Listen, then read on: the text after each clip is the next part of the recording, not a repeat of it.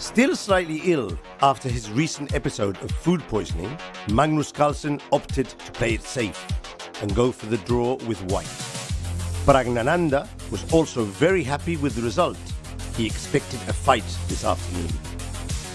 In the match for the bronze medal, Caruana took a huge step forward, defeating Avasov in the second game. With a risky opening, Caruana was able to win the exchange and with excellent technique converted the win. Both of them will join Magnus and Prag on the stage tomorrow for the exciting last day of the 2023 World Cup. Greetings from Baku. A month ago, 206 players sat down in this hall to play for this trophy, $110,000 and a chance to participate in the 2024 candidates. 1 month later, only 2 remain. It comes down, after 2 draws in the classical games, to the tiebreaker. The contenders, Norwegian Grandmaster Magnus Carlsen, 5 times classical world champion, 4 times rapid, and 6 times world blitz champion. Carlsen has held the first position in the ratings since 2011, more than 10 years running. Will he achieve the only title he needs to treasure in his trophy cabinet? Or will it be the young Indian Grandmaster, Praggnanandhaa, the youngest ever player to reach the World Cup final? In his way here, defeating players of the caliber of Nakamura, of Caruana, of Eddie Gaisi. He's already qualified for the candidates, but it would be amazing for him and his career and for Indian chess if he could pull this off against Carlsen. Stay tuned to our action. It's going to be fast. It's going to be furious. Don't blink. The game's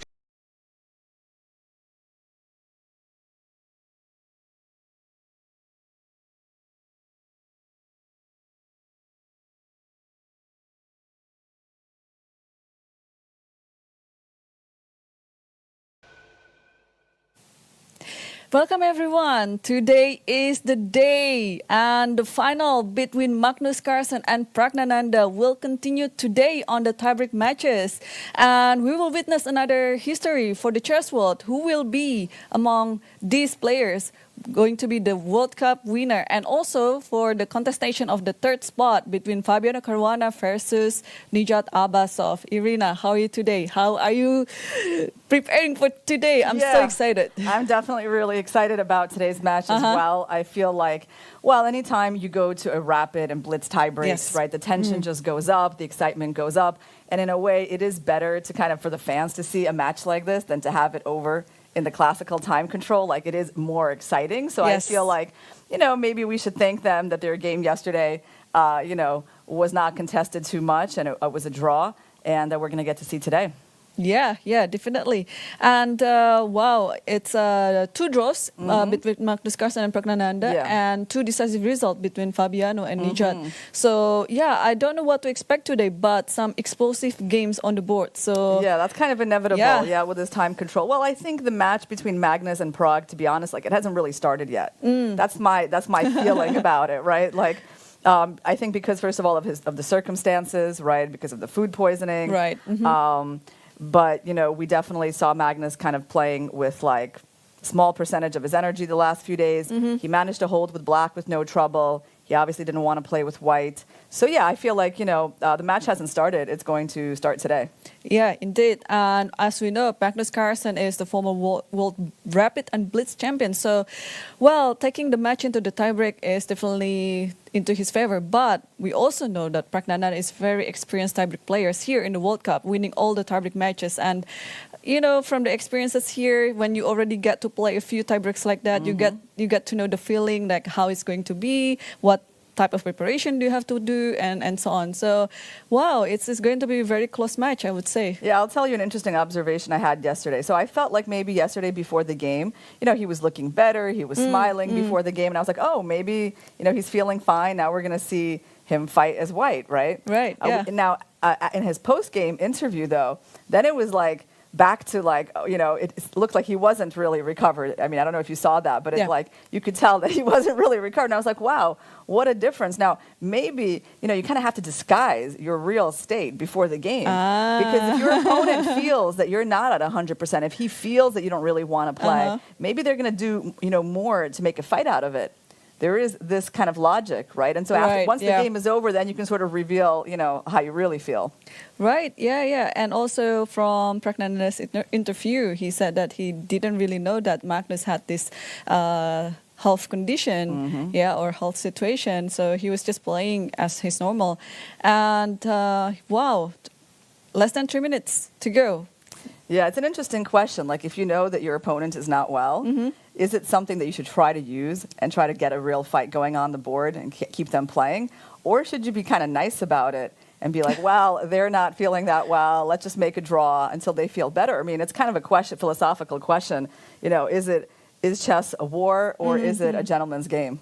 Well, I think for Praggnanandhaa's side, he would be just playing his chess. He wouldn't take this into account, like about Magnus's situation. So he would be just preparing as normal and then play his normal chess. So I think it's gonna be. Yeah, it's just going to be like that. And I hope today Magnus is feeling better. So we will be seeing a better chess out of him. Yeah. Well, he's definitely going to be forced to play today. And let's see. Okay, Fabi is the first one to arrive on the stage. He's got the black pieces. How do you estimate his chances against Nijat? Is he back on track? He is totally back on track, yes. The first game that he played against Nijat in the Classical, it was just quite a disaster. It's very uncharacteristic of him. And he said it also in an interview, like he didn't even know what he was calculating over the board. Right. It's just the fatigue was just taking over. Exactly. So here we go. The tournament road of Fabiano Caruana, how he got into, we would call it finals, but he's contending for the third spot. So he lost in the semifinal against Praggnanandhaa. And but before against Praggnanandhaa, he played a bunch of strong players actually. Yeah, two people over 2,700 and Ray Robson actually around 2,700. Yeah, in the verge of 2,700. Yeah.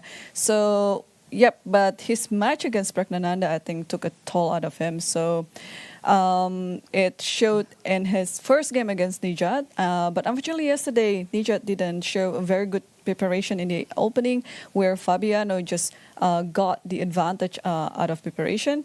And he mentioned in the interview actually that he saw this game, Girls Under 14 game, and it was actually a friend of mine who played that. Oh, really? Wow. Yeah, Magnus Carlsen with a slicker do hair. Yes, arriving at the board 25 seconds before the game is bound to start, so he's on time. He's got the black pieces. And what predictions do we have for Prag's first move? Is he going to go for c4 like he did in their first game? I mean, it wouldn't be a surprise. It wouldn't be a surprise, yeah. But any move here, I think it would be also equally be a potential. Maybe e4. I have a feeling that it's going to be just e4. Okay, let's see. Oh, you are right. Look at that. It's like as if you talked to him. Did you find him on the walk and ask him what he was going to play? No. All right, so now Magnus starts adjusting his pieces as his clock is running. So, okay, I guess we expect e5. Yeah. Yes. So, e4, e5 is very popular in this tournament. Both in the open and women's, Just very, very popular. Okay. So, knight c6. Are we going to see some roll-uppers, some Berlin probably? stuff? Italian. Yeah, Italian. The bishop didn't go out that far. And d3 on the board. Bishop c5. Yeah, so in a4. Yeah, I think one of Praggnanandhaa's game against Fabi, it was the approach of bishop e7 instead of bishop c5. Yeah, but this is equally good. I mean, this is just Well, a4 immediately, yeah? Usually we saw with c3 on the board. Yes, it's a little bit more unusual to start with a4, but I mean, a c3 is still going to have to happen, right? Well, you can choose. Actually, if you start with a4 here, there's a there's a play of knight c3, knight d5, this type of idea. So, but of course, a4 can also be some transposition to c3. Yeah, it seems to have made Magnus think a little bit. So I guess the question is, does he want to push the a pawn here, right? Does he want to go maybe a6, a5, or maybe just d6 and kind of, well, I guess you could even let the pawn advance a bit, but yeah, he just plays d6. d6. Yeah. So he's trying to be a bit flexible about the a pawn. It can be pushed to a6 or a5. Yeah, by the way, we have a much more unusual position on the board between Abbasov and Caruana, but we can we can take a look at that later. Yeah, the opening seems interesting. So we have castles on the board. So at this point, will Magnus be castling or playing maybe a move like h6? Do we want to spend a tempo on that to avoid the pin? I don't think so. Maybe Magnus will start pushing the a pawn now. I don't know what he's going to do. a6 would be my guess, but yeah, h6 or castle, it's also quite a possibility. Yeah, so if you push the pawn here, the downside is that you're weakening the square, right? This b5 square. And if you push the pawn there, it allows white to, I guess, take more space on the queen side, like we've seen, like Fabi even do, I think, against Prague. Yep. The c3, b4 plan. Yep. Yeah, so yeah, those two moves have pluses and minuses. So, and also, this might come as a surprise for Magnus. See how he's already thinking in the opening phase. Like usually he's just blazing out his moves. Yeah, it's interesting. So if you play h6, it's just a little bit too slow, right? Maybe c3 happens, and then, well, I mean, still, it's not too late to push the a pawn, right? And then like move your bishop back in case of d4. Bishop moves back somewhere. And there's like there's a famous kind of like trick here, right? When there's this trade. You can just take it with the king. With the king usually, right? Because you lose this pawn, but there's rook f8.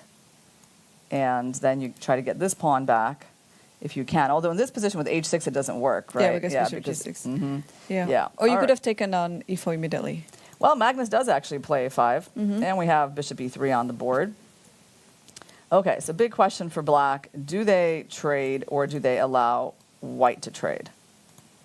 Yeah, both are totally playable. I think it's depending on what Magnus' strategy is. Like, you can play bishop g4 here, but bishop g4, there's knight bd2.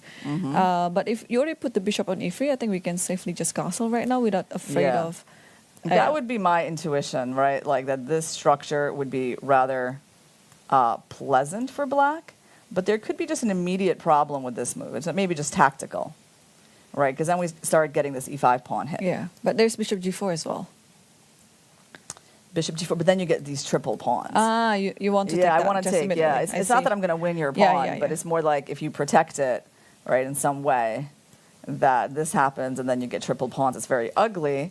So that might be the problem, actually. And Magnus took on e3? Yeah, that's why he took, He took and castled. So far, Prague is playing faster than him. He's got over 25 minutes. And Magnus, he's taken his time a little bit. Knight e7. Yeah, that's a very, very typical move in these positions, right? So one of the ideas is to open up the square for the pawn.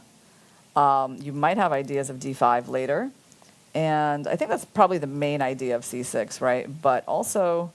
I guess you could also put your knight on g6, although I'm not so sure what it does on g6. Yeah, I think it's just going to might just stay here for a little bit. Yeah, I think you can go knight g6 after c6 and d5. Yeah, but maybe c6, maybe then protect the pawn, right, and then have these ideas. All right, so white to move, and Prague is finally thinking a little bit here. So what are the typical ideas here for white? And you can try to get queen the queen e1, over. Queen g3, yes, that too. And it's pretty much the attack along the f-file. So you just want to move your queen, or maybe queen also goes to e2. But I like the queen on g3 better. And if we go knight h4 right away, and we open up the rook, Are we possibly threatening any sacrifices here? Not yet, right? Not yet, but this maybe allows bishop g4 now, and then queen e1, and yeah, I'm thinking what to do in this position, or maybe. Yeah, knight h4 is interesting actually, because if they go knight g6, well, first of all, I would even think about taking it, because then the pawn structure changes, and then you get these doubled G pawns, and this pawn might be something that's actually a little bit easier to target, because your queen can come in, and you can try to attack that pawn immediately using that pin. So I'm not so sure that Magnus would want that structure to change. In that case, though, what can he do? I mean, he could play c6, maybe c6 actually, because I don't think that rook takes f6 is a big threat just at this moment. Black is still pretty safe. And he did it, yes. Knight h4 is on the board. Yeah. Knight h4, and he did play c6, yeah, okay. So are we going to see some sacrifice right now? Yeah, I doubt it. I doubt it, because, eh? yeah, well, I don't think white's prepared enough to make rook takes f6 work.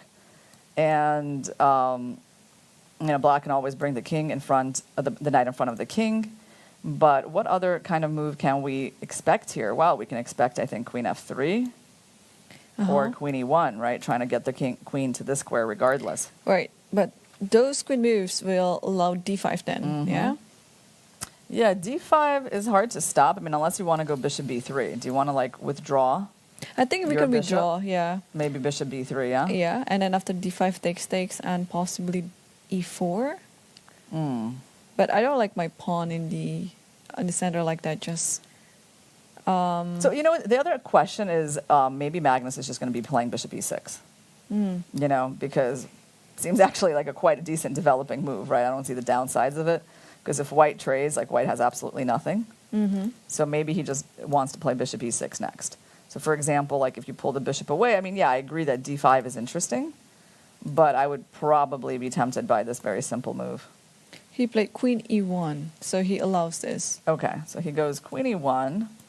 Makes sense. So now if d5 happens, are we going back immediately, or are we taking first? I mean, I guess we think that taking first and then bishop b3 is the idea.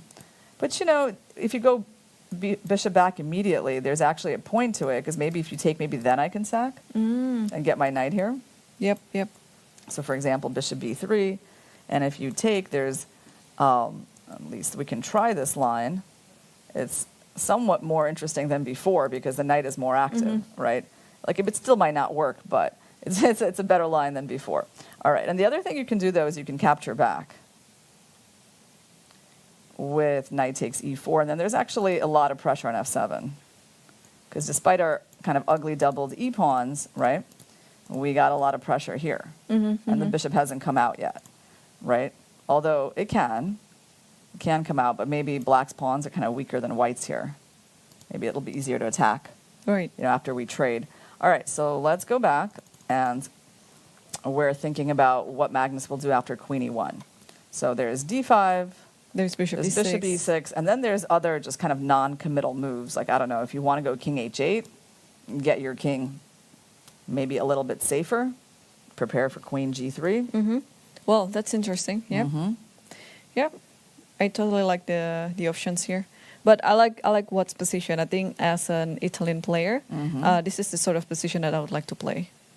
Yeah. So let's say I try king h8 just to play the most non-committal move, to see where you're going to go. You're going to go here, and what could be my next move? I mean, is this the only active counterplay that I have, or is there something else? I mean, we don't really want to be going all passive like that, right? This is not the way these positions are played. I mean, maybe you could do it, but it feels a bit rather passive, yeah? It's solid, you're kind of guarding against everything, and you can probably still play for d5 later, but I don't know. I'd be surprised if Magnus plays it like that. So you're thinking d5, maybe the more direct. Yeah, maybe d5 is a more d5, direct. okay, so if I go bishop b3, then what? And maybe now I can exchange the knight by playing knight g6, or even bishop e6 also looks natural. Yes. Well, knight g6, maybe I just trade, take, I go queen here, and I hit the e5 pawn. That's the question, right? Because like my question is always like, should I trade or should I come in with a knight? Right. They both look kind of tempting, but I think trading and just going maybe queen f3 is not a bad idea. Yeah, queen g3 and rook e8. Sorry, queen g3 and rook e8, yeah. Mm-hmm. And knight f3. Can we try to hit this pawn with knight g5? Yeah, that's possible. And then queen There's d6. some initiative, right, for white in this position. Yeah. I mean, it definitely seems easier for white to play. Or there's a direct Yeah. attack, like instead of knight f3, I think you can take on d5, c d5 and e4. And then d e4 and queen g6. Uh-huh. Interesting. I still have bishop e6 there, so I can sort of hold on. But let's take a look. It's a very good point. So takes. You're trying to open up this immediately, right? So let's say doesn't work, I yeah? take. Or even I can Well, take if I now. take, if I take, you can take with the knight, though. Yeah. You can take with a knight, because in this line, I think Yeah, it's a bit dubious. Black is solid with that development, but this is well. The funny thing is, I can still go here, right? Because I mean, it's not like I'm that scared now. My pawns are all going to be together, so Black is pretty solid. Okay, did Magnus just make a move? He D5, did. He yeah. went for D5. Okay, good intuition on that one. So he And went then queen D5. d6. The bishop went back to B3. And Magnus, of course, did not capture there, letting the knight in. He played queen d6, defending this pawn. Okay. Well, that makes sense in some way, right? Although I don't know how well the queen stands there. You know, there could be some issues one day from this knight. Yeah, but I think you have no choice here, because the knight on e7 has to guard the f5, and you have to protect now the knight on f6, otherwise there's an exchange sack there. So queen d6, I think it's kind of forced. So what if we go queen g3? And on knight g6, do we now have maybe even knight f5? Is that like a more attractive move? Let's try that. I mean, queen g3 is going to get played, I think, by Pragg. I don't see why he wouldn't. And now on knight h5, and we again have that big choice. So this one, I mean, it still looks attractive to me, actually. I don't know. Rook takes, pawn takes. Again, like every single white move seems possible, right? You can sort of go for the tempo, or you can go, I think take with the rook, yeah. you know, for and then for the f doubling file. the rook, yeah. Yeah, or you can go for this one. And again, kind of try to make the case that this pawn on g6 is a little bit weak. I wonder if we even have ideas of maybe just like playing rook f3 or rook f1 in these positions. But I think, you know what, I think the main idea is the knight coming in. Yeah, and then the that's queen actually h4. dangerous, yeah. Yeah. If we take, pawn takes, and the knight comes in, first of all, hitting that pawn, and then coming there. Yeah, there's a lot of pressure on Black's position, right? Yep, yeah. Yeah, wow. So, I mean, out of the opening now, Praggnanandhaa is having a better position. And he has many options here to how to continue this one. Yeah, because, I mean, once the knight gets there and the queen comes in, then you're threatening the big sacrifice on f6 and queen h7. Right, so I feel that Magnus is definitely under some pressure. Right, even though he's very experienced in these kinds of positions, it does look like Pragg is setting up an initiative here. Yeah, totally. Yeah. No, I really like this position. It's a dream position. I don't know why Magnus allowed this bishop takes e3 ladder too quickly, because we would like to hold it as much as we can. Yeah, I mean, also, I mean, okay, well, d5 was also a big question, right? Like, this is a bit of a committal move because it actually weakens that pawn. It gives you sort of a target on this diagonal, right? So I think here, well, I don't know. This move was seeming like quite normal to me. And I can't really imagine us being worse here. Like, I see maybe there's a line like this, but I mean, in this structure, it just feels, I don't know, should be harmless, right? By all logic. I don't know. It's a symmetric structure. Why should it be bad for Black? So his move d5 is, can be, you know, seen as like maybe slightly more dangerous kind of option than some of the other ones that he had. And queen d6. Okay, so we're waiting for Pragg to find this move. And he did. Yeah, he played it. Okay.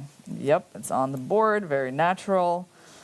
Lining up the queen with the king, and this rook is also staring at the knight, so the queen really has to stay there protecting it. Yeah. Wow. Do you think this could be an upset? Or maybe it's too early to... Yeah, it's still early. It's still early to say. Okay, how about we try king h8? Can we try king Yep, h8 getting king off h8. the file? Okay, so let's try this move. And, I mean, wow. Like, it seems like a normal move, but white's initiative is just growing. Look at that. We're, again, coming into knight g5. I mean, and, like, knight e5 is also hanging. Yeah, that's... this d5 move was quite committal. Yeah. Because imagine he takes, right? I mean, now I think I can just play knight takes e5, and that might be game over. Yeah. And also you have this knight g6 idea. How do you stop that, right? Yeah. So, oh, you mean like, okay, you mean like once I take? Yeah, once you take... Once I take... the other knight, because it's a discovery. Ah, yeah, that's what you're talking about. Yeah, this one. Okay, you want to win the queen. Okay. So, Magnus has to find a move here. How is he going to neutralize these pieces coming to the king side, right? It's not the position you want to find yourself in. No, this is Yeah. this is so hard to defend. And yeah, Magnus, we could see on the camera, he's just trying to be very focused because only white can play all he wants here. Okay, I have another idea for black. I mean, like, is there any chance at all for me to try to put a pawn in f6 to try to just guard this pawn and that square? Like, for that, I would need to move this knight. You want to move it to h5? Well, h5, you're going here. And g6? And then, I don't know. That Or looks, g4 maybe. yeah, that looks so scary. Yeah. I wouldn't really want to play g6. But, I mean, okay, the knight d7 looks extremely ugly, but maybe if I can get the knight here, maybe I can make this work. All right, I mean, I know you have also d4 idea. That's really annoying. Actually, like here's the problem with this move is that you're going to change plans, because now you're going to be like, oh, the queen's unprotected. And now I'm going to, instead of going for this idea, right, you're going to just start playing in the center. You're going to pressure me everywhere. Yeah. And maybe you can put the queen... No, you have to keep hanging to the pawn, yeah? Because if the queen h6, then... Can I play queen h6?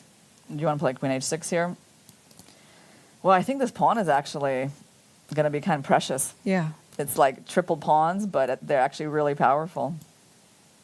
And that f5 is coming, yeah. And the bishop and the rook, they're undeveloped. Yeah, I mean, you have some tactic based on this overload on the queen. Like, because you're actually protecting your knight here.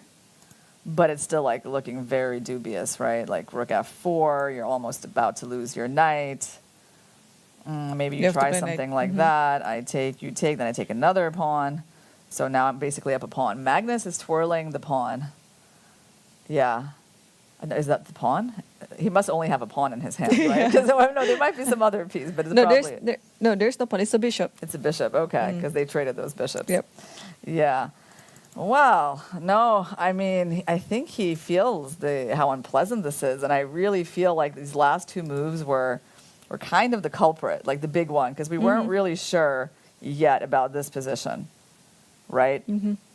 But now he gave his opponent something to really latch on to, like that e-pawn, and he knows that because he tried to defend it, but it's like the pawn is still a problem. Like, and these ideas, like the queen is not amazing on that square because of that pin. Yeah, or knight f3 is there, knight f5. Yeah, too many good moves.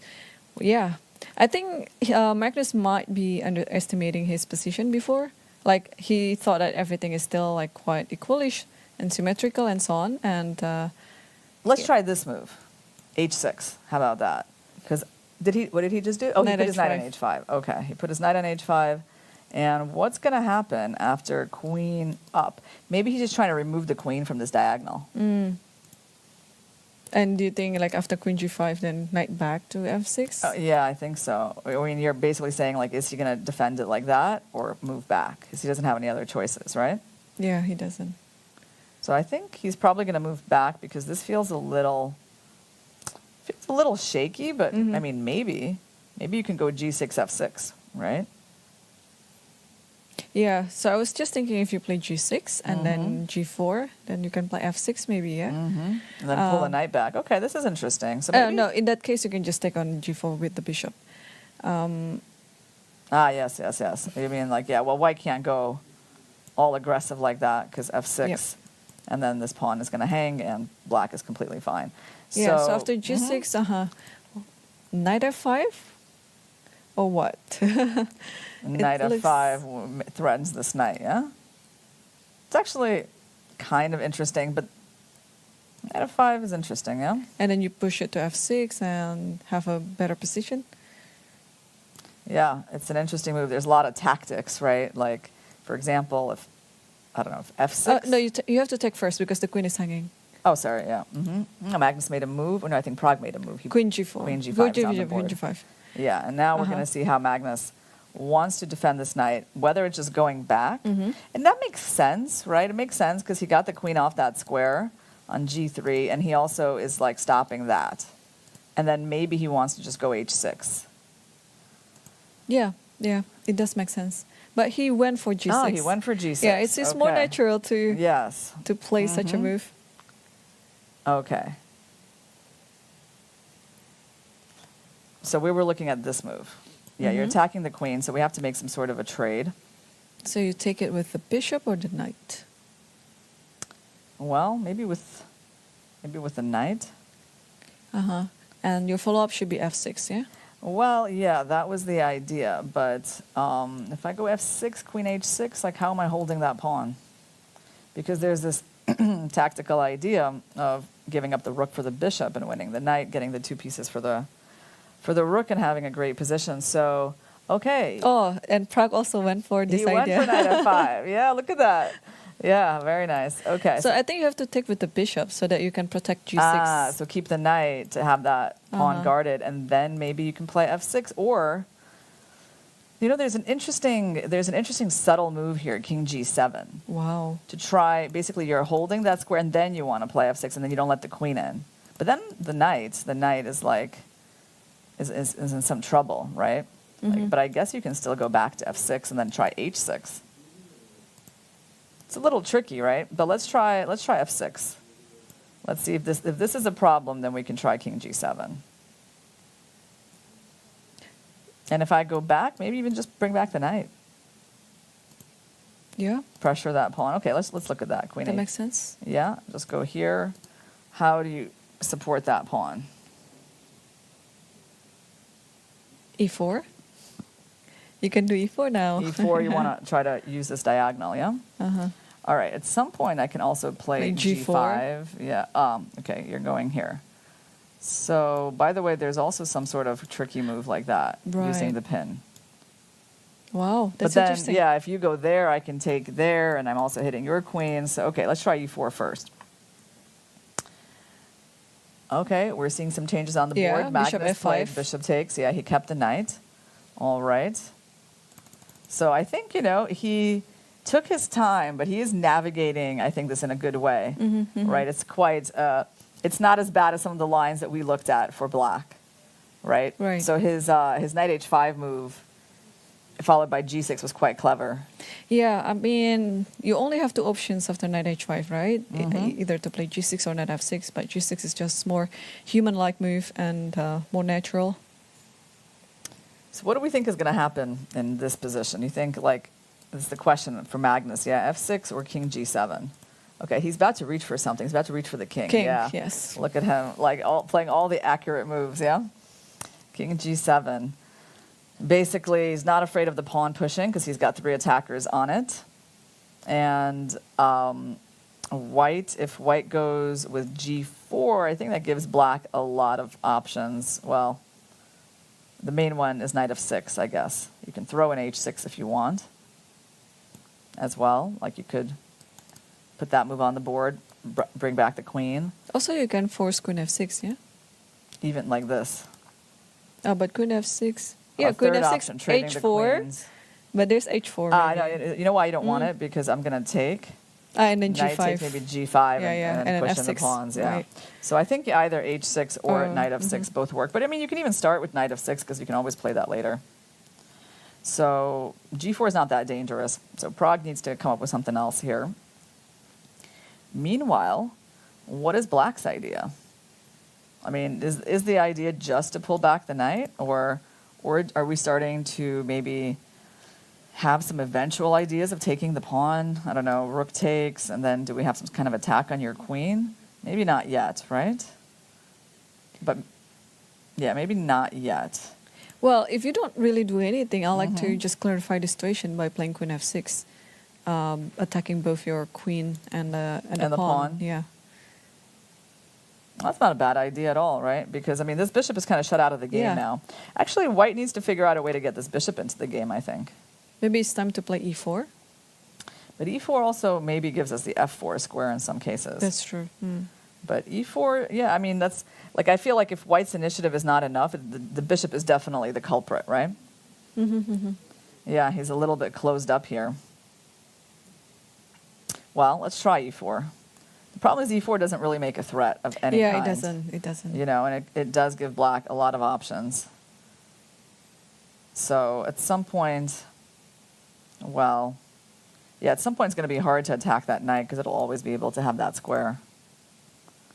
I kind of wonder if we can even kind of go for f6 and d4 and play like a dark square strategy. Interesting. Yeah, but that bishop is not really a good bishop right now. There could be a strategy, but why giving that bishop something to shoot on? Well, I don't know. It's interesting. So let's try it. Like f6, let's say you go back. Can I just play d4? Yeah, I mean, it does open up your bishop, right? It doesn't really give me any particular benefits.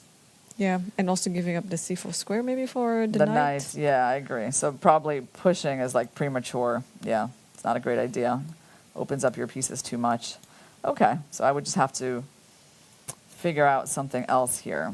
So does black want h6 or does black want f6? Because I can also just, how about I just play like knight f6?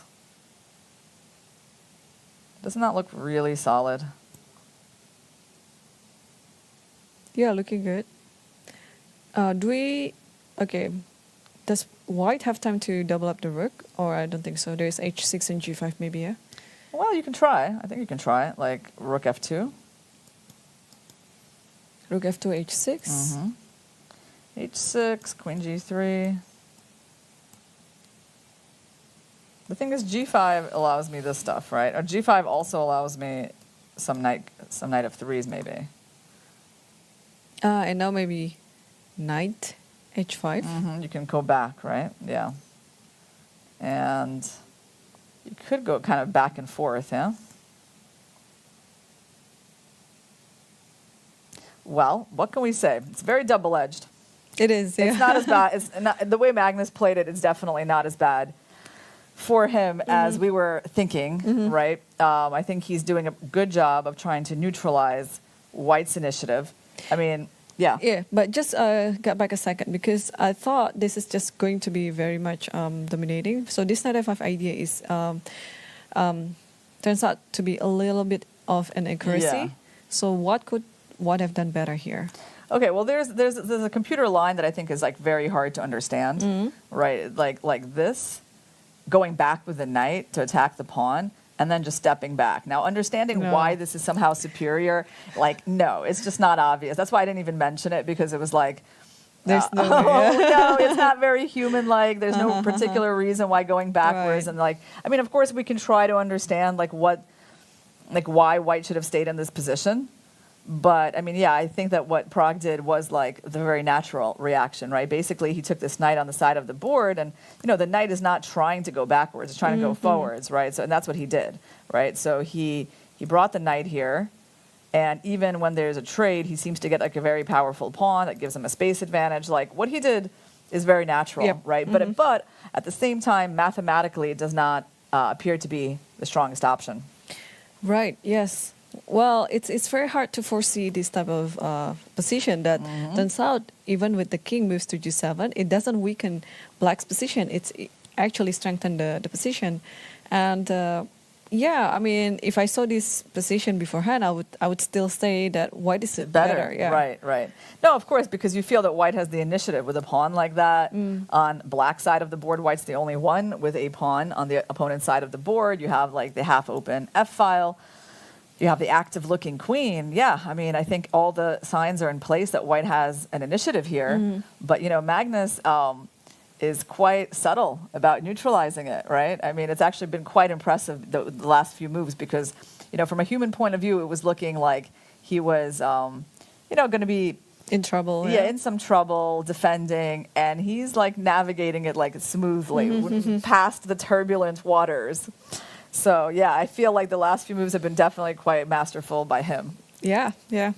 So let's also see what Praggnanandhaa can be doing here. He's just basically passing the turn, king h1. King h1, okay.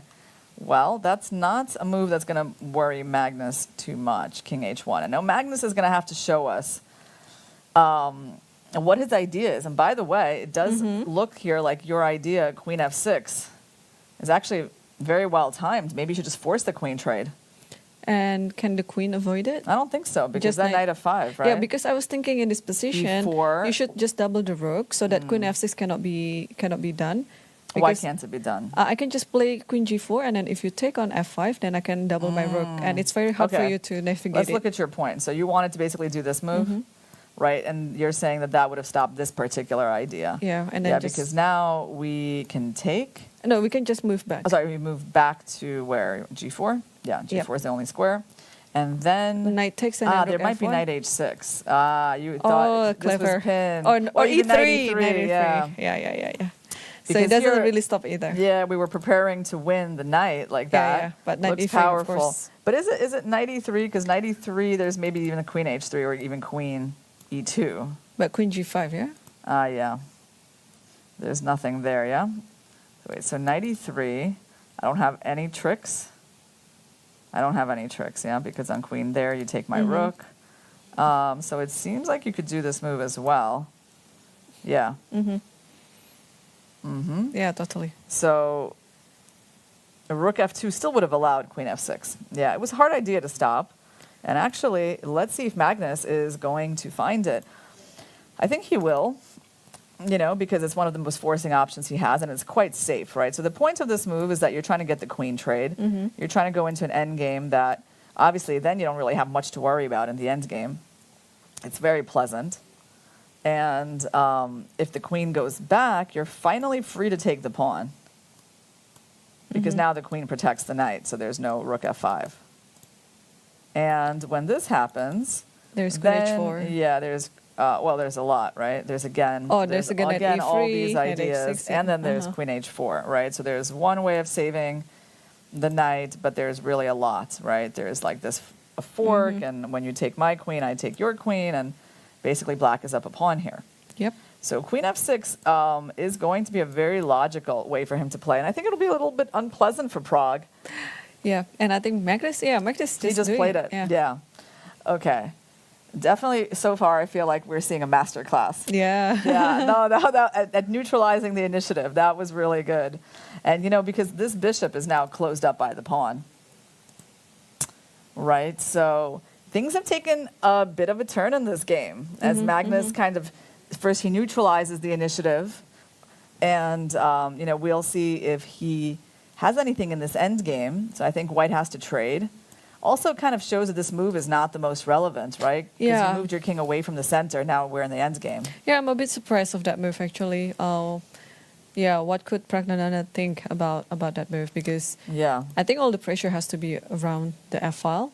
And playing king h1 in such a critical position, I would say, it's a little bit uncharacteristic. So. But do you think he just missed this idea? I mean, you can miss an idea like that. Yeah. Because black has a lot of ideas, right? It's like all of these moves are potential ideas.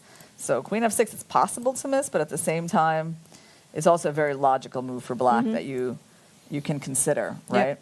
Yeah, so just a reminder, the players are playing the first section of the rapid tiebreak. It's 25 minutes plus 10 seconds. And after 2 games, if the match is still tight, and they will keep continuing to the next rapid tiebreak, that is 10 minutes plus 10 seconds. So how many games do you think will they be playing today? Oh, I don't know. It depends on how Magnus does in this one. I mean, if he manages to win, right, it could be a short match. But, it's funny because there's an absolutely fascinating position on the board between Abbasov and Caruana. But I feel like we might get killed if we switch to that game. So we're not going to do that. But it does look like a very interesting game. Okay, we got a queen trade on the board. And let's take a look at this endgame. So they've got 10 minutes for this endgame. It's basically like the next time control is the 10-minute portion. You know, so they're there, but they're not starting from the opening, already from the endgame. So this pawn is under attack. You can't keep it, right? So your space is getting traded. And actually, black is super comfortable after pawn takes with the H pawn. And the only thing I can see that could be wrong with that is like, could this pawn get hit with a knight? But it's not really, because we always have knight d7 in the worst case, right? Like if you move here, I mean, we A, have that move, but B, if we didn't want to change anything, we have that move, and that is also perfectly pleasant, right? So, Pragg makes the trade, and now we expect Magnus to capture it with the H pawn towards the center. Yeah. So now we're going to get to see endgame technique in action. Wow, yeah, I think it's going to be very instructive now. I mean, so far, all of Magnus's endgames, and the ones that he won, have been quite instructive, yeah? Well, I have to say, here are Black's advantages in this position. Black's number one advantage is space, so these center pawns against these guys. Also, he even managed to get a little bit of space by capturing with the H pawn to the G file. His king is actually a little bit more active than White's. And also this bishop is closed up. So, that's a number of advantages. White doesn't really have any weaknesses. That's the plus side of White's position. White has this like rook on the semi-open file. But I would say that it's quite unpleasant to play as White. Yeah, I think the major reason why Black is better here is just because of the bishop. Imagine if that bishop is replaced by the knight on c3. Black would still be slightly better, but it's not going to be very much, because then the knight can reroute. In this type of position, this is almost like a closed position, and the bishop is not doing anything over there. Then, I think we have e4 on the board. Yeah, I think it's a good idea. He's trying to open up the bishop. Yeah, but then you have like a weak pawn on e4. A weak pawn on e4 until the end. So, there's some... Yeah, Praggnanandhaa has to force some matters, because otherwise the bishop cannot be closed up permanently like that. And Magnus took on e4. So he actually made that decision really fast. He had other moves, but I guess he was just tempted by the idea of this pawn being weak. And then some rook d8. In this position, at some theoretical level, there's a knight c4 idea. Could be useful somewhere. And I would say, it's good for Pragg that he managed to open up the bishop, because there is more pressure on f7. So now, what kind of move could we expect from Black? Rook a d8. Rook a d8 is the obvious one. Also, knight d7 to try to go to c5 is kind of attractive. Can we try? Okay, so either we're attacking their knight, or we're trying to reroute this knight off of the f-file. So let's try that. Or am I going to run into some sort of knight c4? Where you try not to let me move? No, knight c4 is fine. I think you can just play f6, right? And then you still have this knight c5 idea. Good point. Yeah. So I think knight c4, I have a few different moves, but your f6 makes sense. And protecting the pawn and getting ready to go knight c5, yeah? Seems logical. All right. So I think that's another big decision for Magnus. So knight d7 is one move. But the thing is, if he goes here, he's about to move something.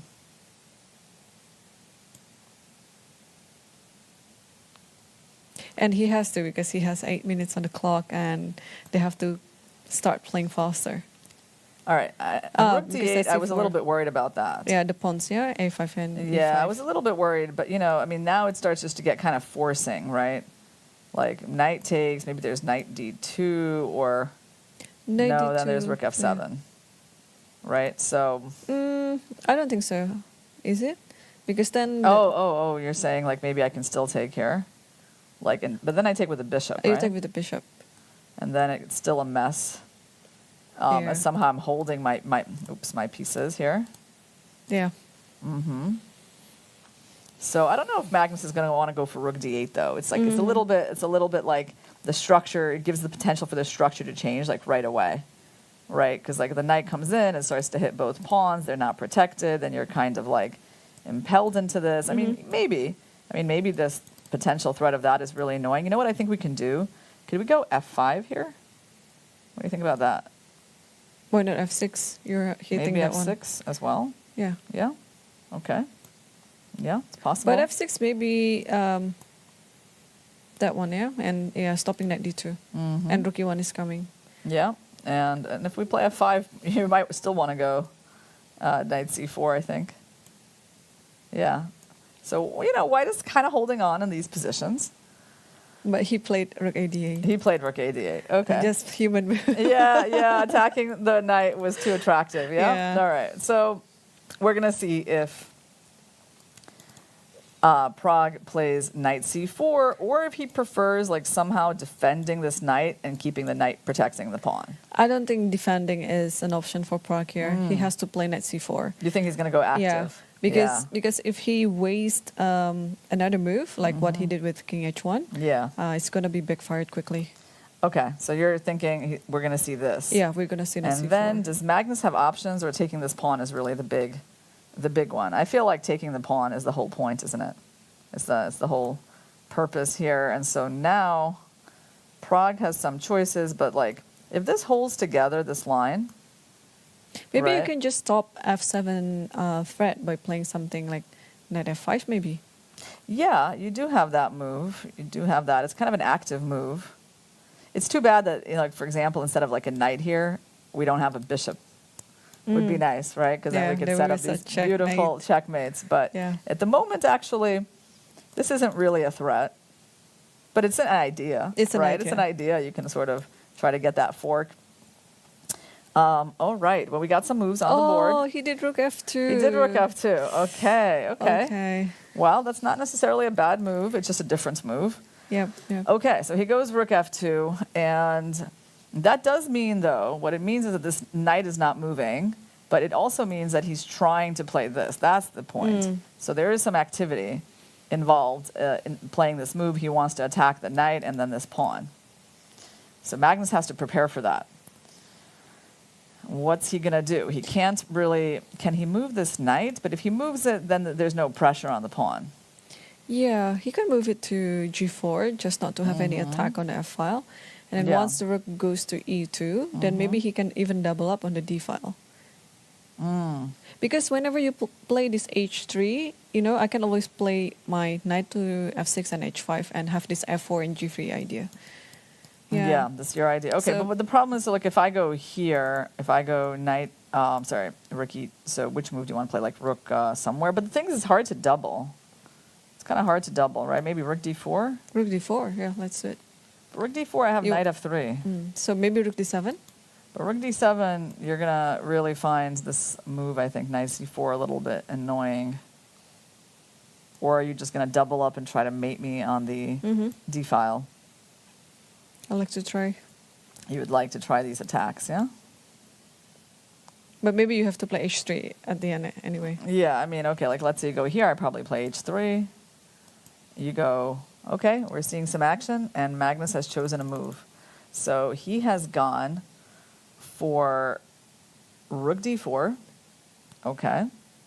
Rook here, and wow, so knight g8. And we have a result on the game between Abasov versus Caruana. Looks like black won. Black won, yes, and it was a very dominating attack. It looks beautiful. It looks so beautiful. I'm so sad that we never got to see it because I mean, like from the purely chess point of view, that game looks like very exciting. But we know that the match for first place is what everyone is interested in seeing. So we don't want to miss any details in this game. So yeah, I think we got to stick with it. But we can admire Fabi's accomplishment later. Yeah.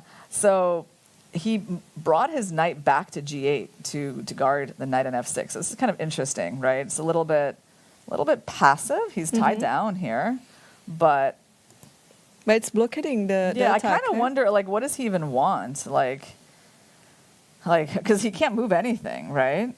As black, so like, how's he moving any pieces here? Oh, well, I think you just want to double the rook, and at some point you play b5. Try to undermine c4, but also attacking the fourth rank. This is coming, you think? Yeah, that's coming, and b5 is also coming. I think that's those are two main ideas by black. All right, so white played c3, kicking the rook back, and then white went rook e2 to free the knight to go to c4. And now Magnus is thinking. It's down to 5 minutes. Okay, so we're getting to like the blitz portion, because it starts out so slow. With 25 minutes, you feel like you're watching almost a classic game, right? Just a classical game, a little bit more accelerated, right? But when you get to 5 minutes, some point you remember it's like, actually it's blitz. So you have to make some adjustments, although you are getting the 10-second increment. Right. So now how does black prepare for this knight c4? How does black prepare for this move, which is going to hit 2 pawns? He chose something? He played some rook. Yeah, and it wasn't b5. Rook e7. Yeah, he went for rook e7. So what's his idea? Like after knight c4 attacking a5, what are you going to do about it? Well, I hope, not rook a8, I hope right? it's not rook a8. I hope he has some better plans Or than maybe that. it is, and then b5 is coming. I know, hard to believe. Yeah, but, no, I'm a little surprised how this is going.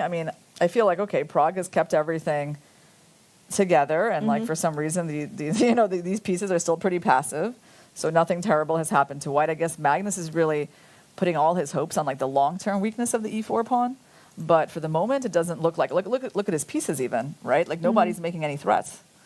So probably Prague's position is under less pressure than it was when we first entered this endgame.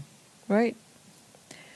Wow. Okay. So knight c4, that's what the move we're definitely expecting by Prague. What could he not like? Is there some sort of b5, knight a5? Like rook c7 to try to trap the knight after rook a8? That looks like such a crazy line. That is, yeah. Could Magnus really be planning b5? Knight here, and now the next pawn is under attack. Now you got to guard it, and now you want to win the knight. It seems surprising because there's so many moves. There's even bishop c2 and b4. Like, I don't really see, like, why would Magnus go for this? You know what I mean? Like, from what he had. So, I don't know. I'm a little surprised by how Magnus has handled this. Yeah, but maybe also... Oh, he didn't play knight c4. All right, what did he do? knight c4 was not played. Okay. Bishop c2. Bishop c2. Well, that gives us a chance to at least play b5, right? And I think that Magnus should probably take his chance to play that pawn move, but he's reaching for something else. Knight d7. Okay. Makes sense, actually, as well. And now on knight c4, how is he handling the attack on the pawn? b6 looks weird. So it actually might be, you know what, it might be rook 8 and then b5. Because I think you have to play these moves at some point. Like, you can't just let the knight stay on c4 forever. So, like, if this move happens, okay, I think he finally put the knight there. Yeah, and rook 8. Rook 8, yeah. You just, now this makes sense. Okay, he wants to play b5 to challenge that knight. Okay, it's like a balanced position. Perhaps this knight will finally come out to f6 from g8. All right, both players under 5 minutes. Yeah, we're getting to the exciting portion of this game. So far, we've had a lot of maneuvering. Yeah? Yeah, you have to maneuver with these knights. Trying to put them onto the best square. So far, knight g8 is not doing the job, but it will come. It will come to f6 and e4. E4 will always be another the important target. point is, like, when b5 happens, we're going to have knight d6. So we do have, like, some sort of active move plans, like hitting both pawns. So I'm not sure. I don't think Magnus can play this move just yet. Because after trade, knight comes in, we're hitting 2 pawns, right?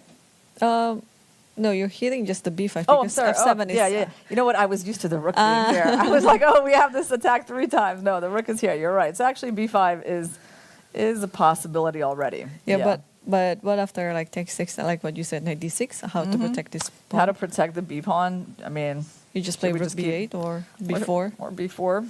Yeah, like okay. So as an example, let's like pass the turn for white. Let's play this move, b5, pawn takes, and to answer the question, how do we guard this pawn? I think if you play b4, then I can just play bishop b3 back, right? Yes. I mean, Or takes first and then bishop b3. yeah, something like that, and come back, attack this pawn, and And that well, is I a think- very... You think so? Yeah. because if Yeah, I it's play going to be a very F6 strong bishop. Yeah, it's a little passive. Like overall, like Yeah. playing like this is just passive with this knight. Yeah. So Prag did something. okay, he played G4. G4. Okay. Wow. Wow, that move is very committal. It is, yeah. You know, I mean, pawns don't move backwards. Once you committed here, like the obvious square that becomes weak is F4. Magnus might be very happy to see that move because now if the knight comes out, he attacks the pawn. And obviously if the pawn moves forward, he gets to go to that outpost. So Pragg must be planning on knight here. He must be planning to defend this pawn in some other way. h3? H3, right? But then he kind of, okay, Magnus did something different. f6. Oh, wow. He really played F6, huh? Oh, I think I know. You just want to reroute your knight to g6 and f4. So knight f8, knight g6, and knight f4. But what is this knight going to do? I was hoping that he would finally do something for that knight. Like, this knight was not my... I mean, it's a nice square for sure. Sorry, but... oh, rook g2 is on the board. Rook g2 is played by Pragg. And is he trying to prepare g5? Oh, yeah, that's true. Because you cannot Yeah. play g5 now, knight e3, and then f5. Okay, this was quite strange Yeah, to me. that's- Like I that's feel like strange. this knight is being mistreated. Locked up in the corner on g8 for a little bit too long. All right, so white wants to go g5, break up those pawns. I mean, I don't know if g5 is like a huge threat. Maybe he wants to go, but I mean, that seems to be what rook g2 is showing us, right? Mm-hmm. All right, so Magnus, now they're under 4 minutes. Yeah, I don't know how this is going to be because this is still pretty much a 3-result game. And after g5, you're undermining this e5. So maybe my knight needs to come out and try to go to f7. If you go here, can I go to knight f7? Or am I just... takes and then rook g1. yeah, and then I was going to like defend my pawn with knight h8 or something. Or... that looks pretty ugly. But, I mean, was this kind of holding... I mean, the knight was on g8. It's kind of funny to put him on h8. But we might be, like, getting a little too passive, right, as these pawns. And knight d6 coming. And Yeah. So, yeah, unfortunately, you can't even do that because knight d6, knight f5 wins. Okay, well, there could be a better move than knight h8, maybe g5. Because if you go here, there's rook h8. yeah, but then- you can just play knight e3, knight yeah, f5. Yeah, weakening those squares, yeah? Okay. Yeah, so he played... What did he play? He did play knight h6. Knight h6. Yeah, knight h6 is on the board. And after g5, well, you know what? Perhaps he should take, and then maybe play knight f7. At least he gets a tempo like that. That's better than playing knight f7 right away. Yeah, it's definitely. It's basically like an extra tempo. Yep. So if g5, we take first, then we go knight f7. And then rook's going to go back to g3. g3 And or then g2. how do we get ready for this move? Or is it still not a big deal? And there is also rook e6. Right. You also have this way of guarding. So everything still seems okay for Yeah, him. so yep, Magnus this took. is happening. And then knight Rook takes f7. g5 on the board and knight f7. Okay. So, you know, there's still tension in this game. Nothing Yeah. has been decided. I mean, but basically it seems equal. That's the point, right? Like now, you know, both sides, basically it's been good for Pragg that the g pawn got traded for the f pawn. We should say that because, you know, he traded off a more centralized pawn. No, now both sides have this isolated pawn. This knight is pretty good. I mean, white's rooks have always been quite good. So it's balanced. It is, yeah. Yeah. So rook a6 is on the board, trying to prepare for this rook g1 idea. And now it's time for black letter to move around with the knight. But yeah, I like to put this bishop on d1 actually. Yeah, how do we improve the black knights? Like, how do we improve this knight? It's not easy. Like, putting him there, I mean, he was just there, so it doesn't do anything. You can't, going there, trading for the white knight? What do you think? Or is there going to be too many problems on the d file to do that? You might be able to do that, but yes, I think if you exchange the knight with the other knight, it will be better for black. So yeah, I think black can totally do that. Knight d6. If you play rook d1, just take. D1, you but take. there's bishop b3. Yeah, and also like my rook just seems very active. Bishop b3. I don't know. I mean, that's the question for me. It's a big question. Is like what black is doing with these knights. They're not so bad, but like, you know, you want to try to make progress with them. The other big question for me, like, is this still an idea? Should we get rid of this knight so we can finally move this rook? Well, that's another big one. So right now, Pragg is on the move. He's been thinking for over a minute. Yeah. He's under 2 minutes now. Yeah, he's under 2 minutes. So this is already dangerous situation to be in against Carlsen, giving up that more than 1 minute advantage. Right. But also the position is not easy, so that's why. It's a tricky position for both sides, absolutely. So he put rook d2. Okay. So he gets off the g-pawn and starts to target the knight. Very logical. Rook f6. And Magnus, and it's amazing how fast he is, right? Like, how did he see this move so quickly? You know, okay, I mean, there's lots of things that you could do, but he just activates the rook and basically challenges, you know, uses the tempo on this rook. That was instant. But I guess he was thinking. Yeah, he was thinking during Pragg's time. I mean, also rook d2 is kind of natural. You just want to keep attacking some of the pieces. Yeah. Yeah. Yeah, so, I mean, this game... Okay, make a prediction. Make a prediction? I don't know. I'm going to predict a draw. You know, that's a safe prediction. Yeah. But I mean, honestly, like when you get down to a minute, absolutely anything can happen. So I want our viewers to understand that like the time situation that Pragg is in is unpleasant. Magnus having 3 minutes against less than 1 minute. I mean, okay. I mean, Magnus can also win, but right now he's not winning on the board. But actually, maybe Magnus winning is not a bad prediction either, just because of the time situation. Yeah, so, well, the position is still equal, but judging from the time situation, Magnus is in a very good favor. Yeah, no, he seems to have like transitioned to this blitz mode pretty easily, but right now his position is balanced. Does he really have much to work with here? Not really. I mean, white doesn't really have any big problems, right? I guess, you know, we might want to put that pawn up to a5. You know, white has control over the d file. You can't really move this knight. Can't really move this knight anywhere. So everything is under control in the position. Yep. So I say, okay, I mean, objectively, like a draw is the result that we're going to see. And Pragg's 10-second increment should be enough for him to hold this, right? Yeah. To hold this balanced. I think so too, yeah.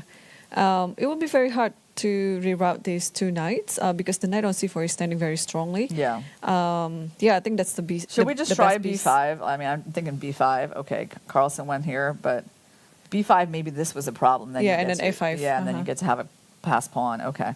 Carlsen went knight, king f8.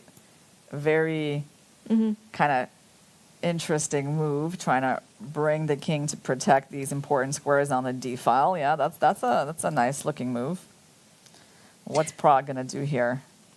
Yeah, very solid and principled as well. You just want to bring your king in the end game. It's quite smart, yes. Okay, so maybe Pragg will go knight b6, and then Magnus maybe is going to go for the trade. But king g2. King g2, yeah. No, I don't know.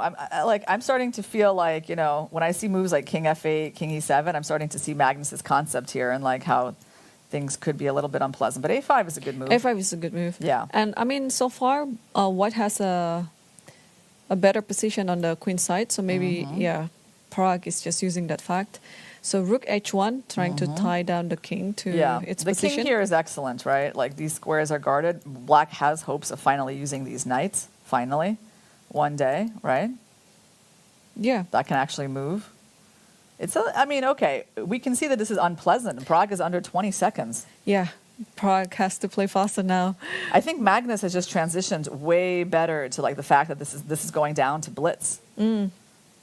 You know, because you see how he just speeded up, right? And he continues to play fast, and he's just kind of, you know, seizing the initiative here, right? Like right now, exactly. The knight came in. Now there's a fork threatened, and King has to G1. move again. Yes, yeah. Well, I think it's because Black has a clear idea on what to do in this position compared to White's, and yeah, we see it now. It's gonna be very, very like in the blitz mode, like. Okay, Prague's rook is under attack. He has to move it away. He moved to D2, rook H3. Like, look how fast Magnus is playing his moves. He just doesn't even want to give him a chance to breathe, actually. That's what I mean. Like, he could take a bit of time on these moves. I guess this one is fairly obvious. He wants to kind of use the third rank, maybe have ideas of rook C3. A6, what is that? Why is he doing that? Why did he just do that? Did he just give up the pawn? He did. He just gave up a pawn, and I'm not sure why. I have no idea why that move just happened. Okay, because he wants to get this pawn. But the thing is, like, first of all, there's rook C3. There's rook C3. That's one idea. And also in this position, there's also ideas of even the knight coming in with all those fork threats. So I don't know. No, this is too loose. I mean, like, it's not a position when you're sacrificing a pawn, actually. Yeah. Okay. All right. Magnus went for knight G5 was stronger, but Magnus went for this. Knight A5, and now knight G5. Yep, played instantly. Now the knights are coming in. Look at those beautiful knights. Wow. Look at that attack coming in. Right, and the king is in the meta net. Yeah. He was merciless in this part. Did you feel that? Yeah, I mean, did you feel like how he just went on the attack and he started playing so confidently. He knew he had to use Prague's clock against him. All right. So now, what do we do? Black is still up a pawn. I mean, I don't know. This is obviously still a nice advantage for him, but maybe it's not the most, I mean, it's incisive. He might want to take a little bit of time here. Yeah, I think he would like this to, is still to a keep the very rook on the good board. move, right? Like this is still, I mean, chances to win, I guess, are pretty good here. I mean, he's just up a pawn. You'd think that he has like excellent chances to win this position. Yeah, but he went for something more incisive. Yeah, I think he would like to keep the rook on the board. Yeah, he went for knight G to H3. Is he going on the attack? So we probably have to go here. King F1, rook F3. Yeah, are there checkmate threats like on the back rank? There kind of are, aren't there? Yeah. There's like rook A3, and there's a checkmate threat with rook A4. And also this is incredibly a back rank checkmate. Yeah, it is. It is, because the king is completely limited by the knights. Oh, man. Wow, and Prague just doesn't have time to think about everything. Yeah, that's checkmate on the back. So, that's a check. No, hold on, he took with a knight. It's a check. King F6, King F6, and wow. that's it. Wow, so Magnus won the first game, and in a completely equal position. But that was so good. That was so good. You have to appreciate, when you see this live, it's such a different experience from just watching, downloading the game afterwards and seeing the moves, right? Because you see, like it feels like it was easy, but it wasn't that easy. There were so many masterful things that he had to do to win this end game. Yeah, and also, I mean, Prague has every reason to think longer, because the position itself is not easy for White, even though White had a better position out of the opening, but Magnus Carlsen just, with his masterclass, neutralizing all the attack and won. I got such a good game. feeling about his position when I saw King F8, King E7. Yep. It's just like, if you can think of these moves so quickly and so, like it comes easily to him. When you see that, you start to feel like, okay, he's like, the maestro is taking over. Right.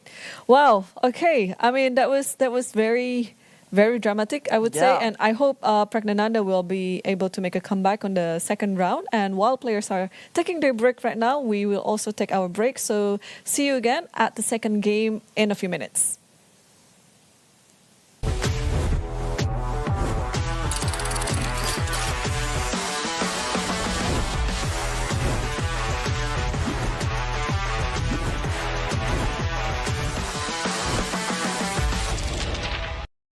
Azərbaycanın təbiətindən, Naxçıvanın torpağından süzülərək gələn təbii suyun sirri, Sirab. Her damlasında hayat var. FIDE World Rapid Team Championship 2023 inaugural edition is hosted by Düsseldorf, Germany, August 25th to August 28th, 2023. Brand new format. Star lineup featuring world champions Vishwanathan Anand, Vladimir Kramnik, Hu Yifan, Alexandra Kostyuk, world number 5 Jan Nepomniachtchi, world number 8 Wesley So, world number 10 Richard Rapport, and many others. Record prize fund of 250,000 euros. Don't miss it. Watch unique event visiting Rheinterrasse Düsseldorf or live on FIDE YouTube.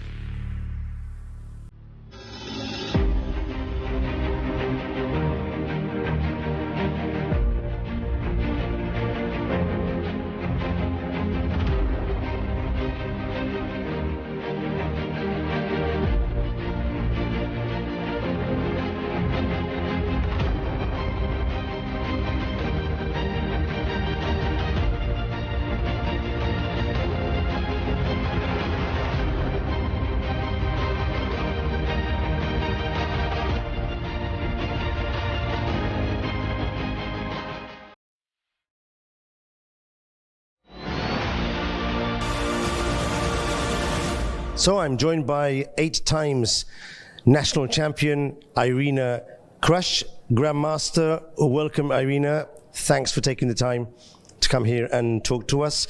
So you played here in the World Cup, the first 3 rounds, but on the 3rd round you were defeated by Polina Shuvalova. Tell us about your adventure here as a player. Yeah, well, I got knocked out in round 3. I played one bad game with the white pieces, and then it was over, right? So there was no chance for a comeback. It was just kind of a sudden end. And then I had to get ready for my role as commentator. What's your best qualification in a World Cup? Wow, I mean, I feel, well, it used to be a little bit different because you used to start from round 1, right? So you had to kind of go through a few of them. I feel like probably round 3 is where I usually would lose my matches, actually. So, I haven't gone very far in World Cups before. So Polina, of course, is a very strong player. What do you think you could do better for the next World Cup? How do you think you could prepare differently, or is there any strategy you've thought about? Yeah, well, definitely just, I think, being more of a professional, really just coming back to chess and studying chess more seriously, having your openings better prepared. I mean, I could definitely feel looking at her games that I'm looking at the games of someone who spends a lot of time on chess, knows her stuff quite deeply, can do a lot of different things, is theoretically well prepared. So at least that would be a start, getting my preparation to that level. So after being eliminated, you went into the commentary booth. You already did a very successful commentary in Astana in the World Championship. Here you've been doing commentary for nearly 3 weeks already. What are the challenges you faced here? How's it going? Any interesting anecdotes? How's it been like? Yeah, well, it's been great. I mean, I definitely really enjoy working with Irene, and we're having a lot of fun. We don't have any particular challenges. I mean, my only challenge getting here on time, making sure I can order my taxi and that I can find it when it comes. What other challenges during the commentary? The eval bar not working, so it just stays flat, and then we have to realize that and be like, okay, we're working without an eval bar. That's happened at some point earlier. Last days it's been better, but yeah, no, everything's been going pretty smoothly. Okay. So the eval bar is normally working, but you don't have the engines turned on. That's my understanding. Yeah, I mean, for most of the analysis during these few weeks, we haven't had any engine bar, but now we actually see one line of the engine, so I have to admit that that's very helpful. For me, at least, sometimes it's good to see it there just to get some idea in a position where it's a bit stale and you don't know what's happening. Seeing even one line of the engine bar, it gives you some ideas that you can at least start discussing right before you kind of start thinking on your own as well. So you were telling me before that you're traveling to India after this tournament. As a chess professional, you're jetting all over the world. Tell me about the tournament you're going to play. Yeah, it's the Tata Steel Rapid and Blitz for women. So it's going to start at the end of August, and it's my first time playing that particular event. And my final question. So are you planning to do a chess career as a commentator, as a coach? I see you have a YouTube channel as well. Yeah. When you finally decide to hang your gloves, using a boxing expression. Well, the funny thing is I have to clarify, I'm not exactly like a chess professional. So, playing tournaments, even though you've seen me around a lot this year, is not actually like the main way I make my living. So even though I'm kind of considering, doing it more, coming back to it, more now. But yeah, so the question is like, when I retire from chess, you can say this, in partly it's already happened, right? And I am doing a lot of different things, a lot of coaching, some of this commentary stuff. Would I try to develop a career as a commentator? I think it's not something that I would try to develop, like it either just happens or doesn't, right? I enjoy it. I mean, obviously I love sitting here, being at the center of the chess action, getting to witness all the most important moments happening in the chess world and working with great people. And if I get a chance to do more of that in the future, I think I'll be happy. Irina Krush, not only a fabulous chess grandmaster, but very successful as a commentator. I, for one, enjoy a lot your commentating. Without the engine, a very refreshing view on the best games in the world. This afternoon, all the attention was on the first game between Magnus Carlsen and Praggnanandhaa. Playing with white, the Indian surprised his opponent with the English opening. Slightly under the weather due to food poisoning, Magnus took his time to find the best defense, finally equalizing comfortably. He will enjoy the white pieces tomorrow in the second game. In the fight for the bronze medal, local hero Nijat Abaso defeated Fabiano Caruana with a crushing kingside attack, taking advantage of a massive blunder by the American. He will have to regroup fast to try and tie the match tomorrow in the second game of the final.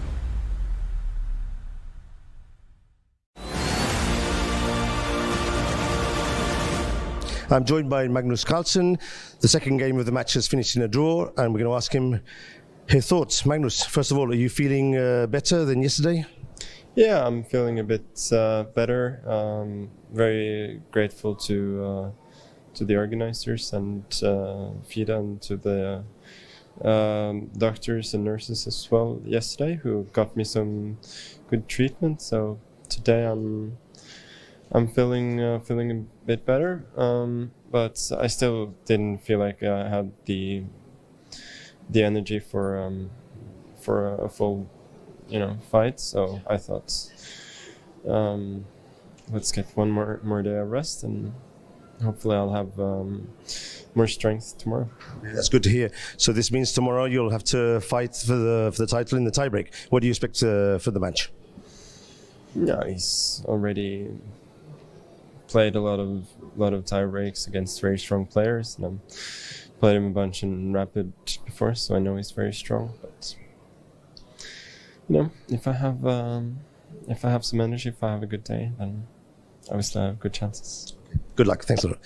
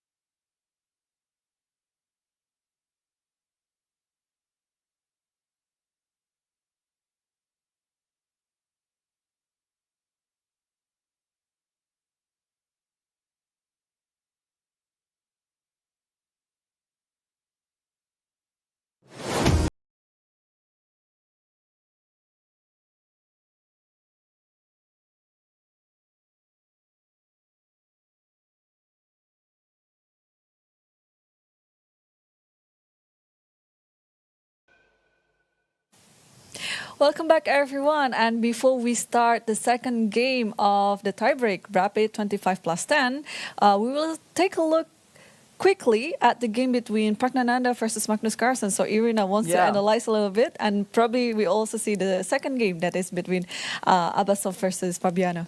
Yeah, well, we just saw a really exciting end to that game.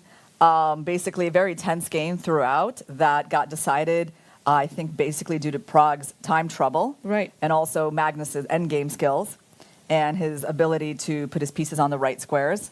Right. So, but let's see how things went downhill. I mean, you know, the thing about this game is that Magnus, once he saw that Prague was getting low on time, he just kept speeding up. Right. He kept putting the pressure on him, and he used that advantage rather unmercilessly. Right. I mean, that's the thing when you're playing in the shorter time control, right? You're not only playing chess, but you're also playing against the time situation. And Magnus is a very experienced player in both Rapid and Blitz, and even in Classical as well, yeah? Okay, so let's see after this rook e6. Okay, let's go here. Like, the first quite nice move that Magnus threw in was this intermediate move, rook f6, that allowed him to improve his rook without actually having to protect his knight. So basically, white has a choice here. I think he chose to capture, but that actually improved the knight. So, I mean, you could go knight f6 right away, but then you can see the difference that you have this rook, which is just kind of unnecessary and passive, still on the board. So rook f6 was a nice inclusion. Perhaps, you know, white needed to do something different here than trade. I don't know, maybe he should have avoided the rook trade, maybe gone here. But of course, you know, then the knight is able to come into c5, and it's still a game. Or maybe he needed to kind of come out with the king to protect the rook. It's also possible. But he traded. Okay, so that was accomplished by black. He got rid of the rook. Then white played b4. It seems quite reasonable. Not a forced move, but basically didn't seem like a bad decision at all. And this was where I started to really kind of like what he was doing, because he started playing moves that were not that obvious to me. And also it was just the speed at which he was doing it, right? Just like king f8. Yeah, the king finds the square in the center to control the infiltration squares on the d file. Very helpful. As soon as you see that, you're like, oh, that's a classy move, yeah? Yeah, but I think it's also because Magnus is playing with a concept. So as long as you get a concept, the moves will come very easily. But on the other hand, Praggnanandhaa didn't really have any plan to do here. Well, I mean, maybe white should have gone in for this. I mean, is there a point maybe even trading these knights? Because at some point those knights started hopping around a lot. Like, I don't even know what exactly would Magnus do here. Like, what would his judgment tell him? Keep the rooks on the board, offer up the rook trade, right? Like, for me, I mean, I wouldn't be able to make this decision in a split second. Like, what do you think? What does your intuition tell you? Probably just trade the rook, but yeah, it's hard to... Trade the rook would probably be what I would be thinking, but then white is absolutely fine, right? Exactly, right? So I'm just saying, okay, these were some key moments in the game. I think Prague maybe should have tried something a little bit more forcing. He went king g2, this king arrived, this pawn move seemed fine because, okay, it's just a good square for the pawn. And then Magnus, like, instantly finds that open file. Okay, now it's like we're not getting the trades of pieces so easily, right? So the eval bar is keeping this balance, but now, like, exactly what is the plan for white? Not so clear, right? Because this pawn is weak. This rook is, like, coming in. These knights are coming in. And it starts to feel, at least on a practical level, actually quite unpleasant. Yep. So within just a few moves. You know, like white not even really making a mistake. So he goes here. And then this starts to get, like, already really unpleasant as he realizes, like, there's a fort coming. So the knight improves. Now the rook came in. I mean, yeah, like, it was just relentless. Yeah, and all the moves are quite natural. And I think we can quickly wrap this up because the second game is about to start. Oh, yeah. All right. Wow. And yeah, 15 seconds left to the first move. And this could be it. If Praggnanandhaa cannot win the second game and force the match into another tiebreak, then this could be it. And also the same thing with the game between Fabiano versus E4. Nijat. He's going to play E4. Watch it. Yes. I'm sorry to interrupt you. I had to say that because the reason he's doing this is because he's going to play C3. That's it. I'm sorry. I had to bring this out there because I had some idea, which is that, you know, he was in the exact same situation against Gukesh, Yeah, and he did the same thing too. And he did the same thing, and I think overall that strategy worked just fine for him in that game, even though like it's sort of he later on kind of outplayed himself. But his opening strategy worked out great. So it makes sense that he just stuck with it. Yep, I think it is a very wise opening choice as well, especially if you play e4. If you want to play for a win, I think Magnus already knows that Pragg will go with the Sicilian. And then c3 is obviously a very safe choice against it. Yes, and by the way, Gukesh against him, I think, played with d5, and Pragg goes for knight f6, which he also did against Arjun. So Pragg has, he's going to this opening for the second time in this tournament in a must-win situation. It worked against Arjun, but let's see how it works against Magnus. So bishop c4, knight b6, and bishop b3. Yes. Now, the d5, I remember, is the main line with e takes, queen takes, and I think castles, bishop e6, and all of that stuff. It's very dangerous to take this pawn. Right, because I guess white just has a ton of compensation for the pawn. They have better development, more space. So normally black is playing d5 here. I guess he can play d6. It could be the same thing. Yeah, I think it will end up with ed and queen d, and then that's the main line. But I think maybe Praggnanandhaa is going to come up with something else because, he has a very wide repertoire, so maybe he'll try g6. Oh no, d6 he did. d6, yeah. And this is takes, different. And queen there d6. is the move e6 here. I just want to point out that, queen d6 is sort of it's the main move, but I'm pretty sure this exists. Like these types of ideas where you try to take with the bishop and you go into the isolated pawn position. But he went for queen d6. And castles is on the board, and now generally we're seeing bishop e6 to neutralize this bishop. Right. Wow, so let's see. We had two decisive results in the first game and two must-win situations. Nijat Abbasov and Praggnanandhaa needs to win the second game. And they both need to win with black. Yeah. Which is definitely a tall order. Right. All right, so Magnus has castled. And let's see what other moves than bishop e6 can Pragg come up with here. It's played 84% of the time. But let's take a look at this opening. So we got Fabi as white going for the Rosalimo, and Nijat again playing e6. This time Fabi, he hasn't played the Rosalimo against Nijat before. In the first game, yeah. It was like Carlsen. This was Carlsen. Yeah, Nijat's game against Carlsen and Vidit. And Vidit.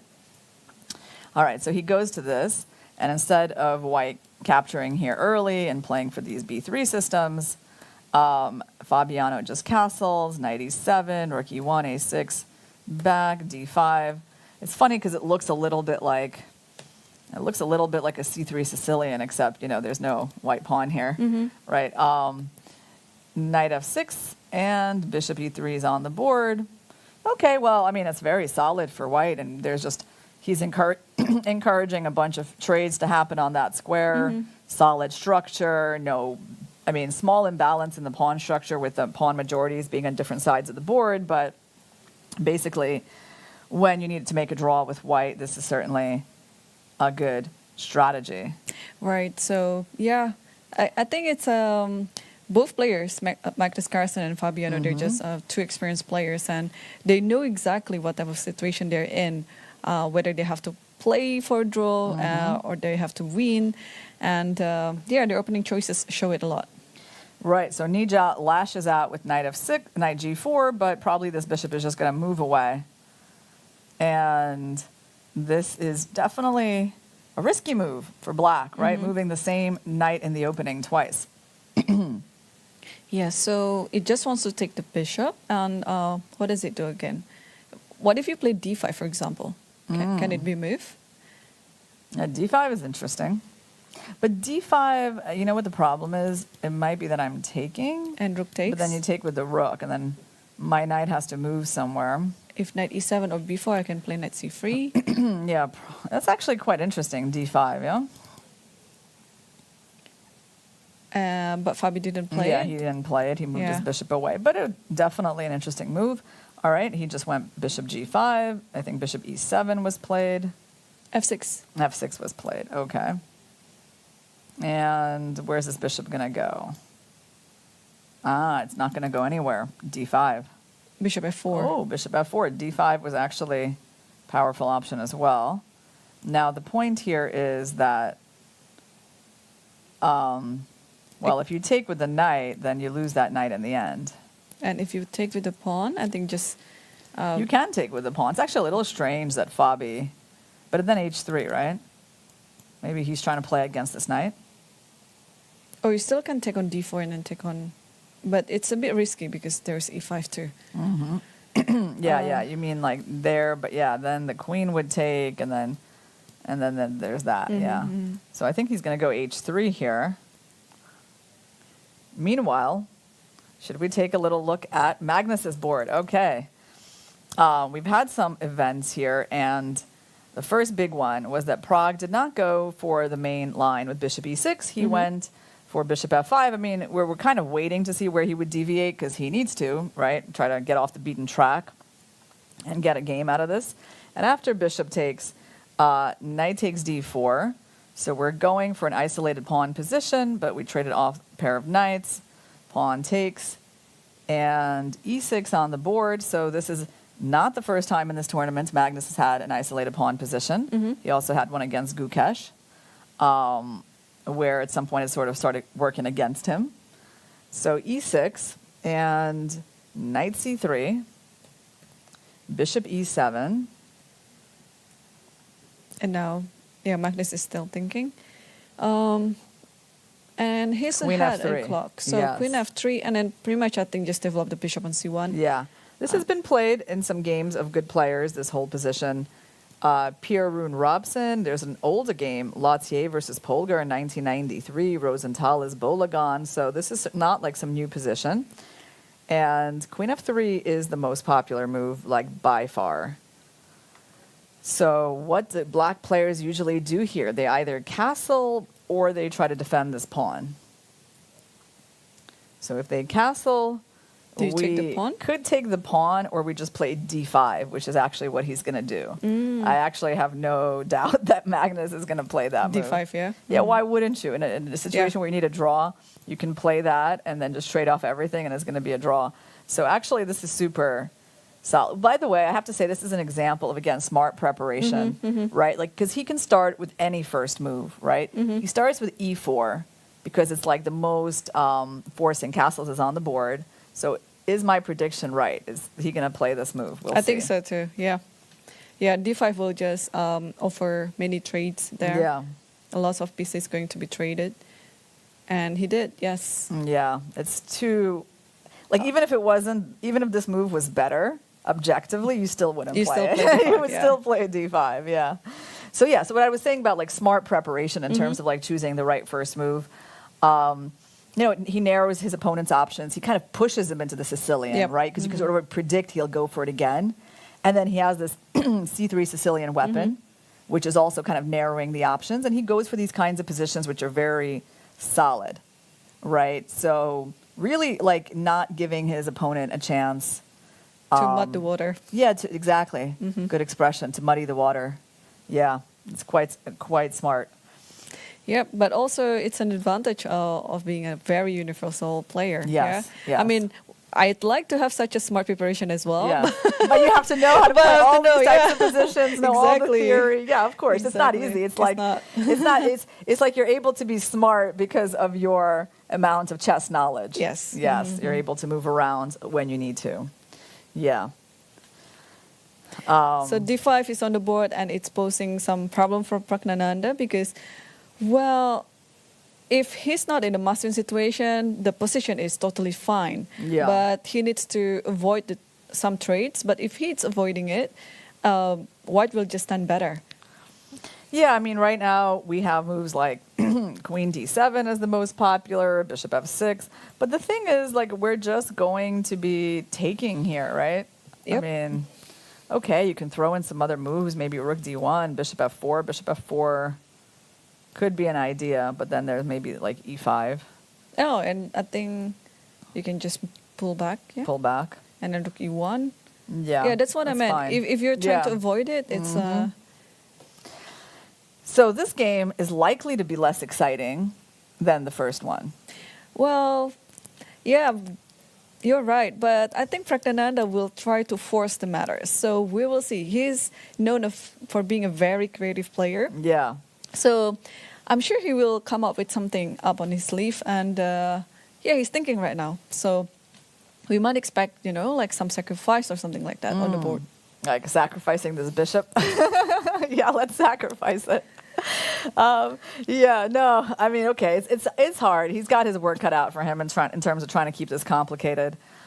Because again, it's like white can probably try to play this position for an advantage, but certainly like just to make a draw like shouldn't be that hard. I mean, like we saw that when he needs to, like yesterday when he wanted to, he played for a draw quite easily as white and kind of took on a very,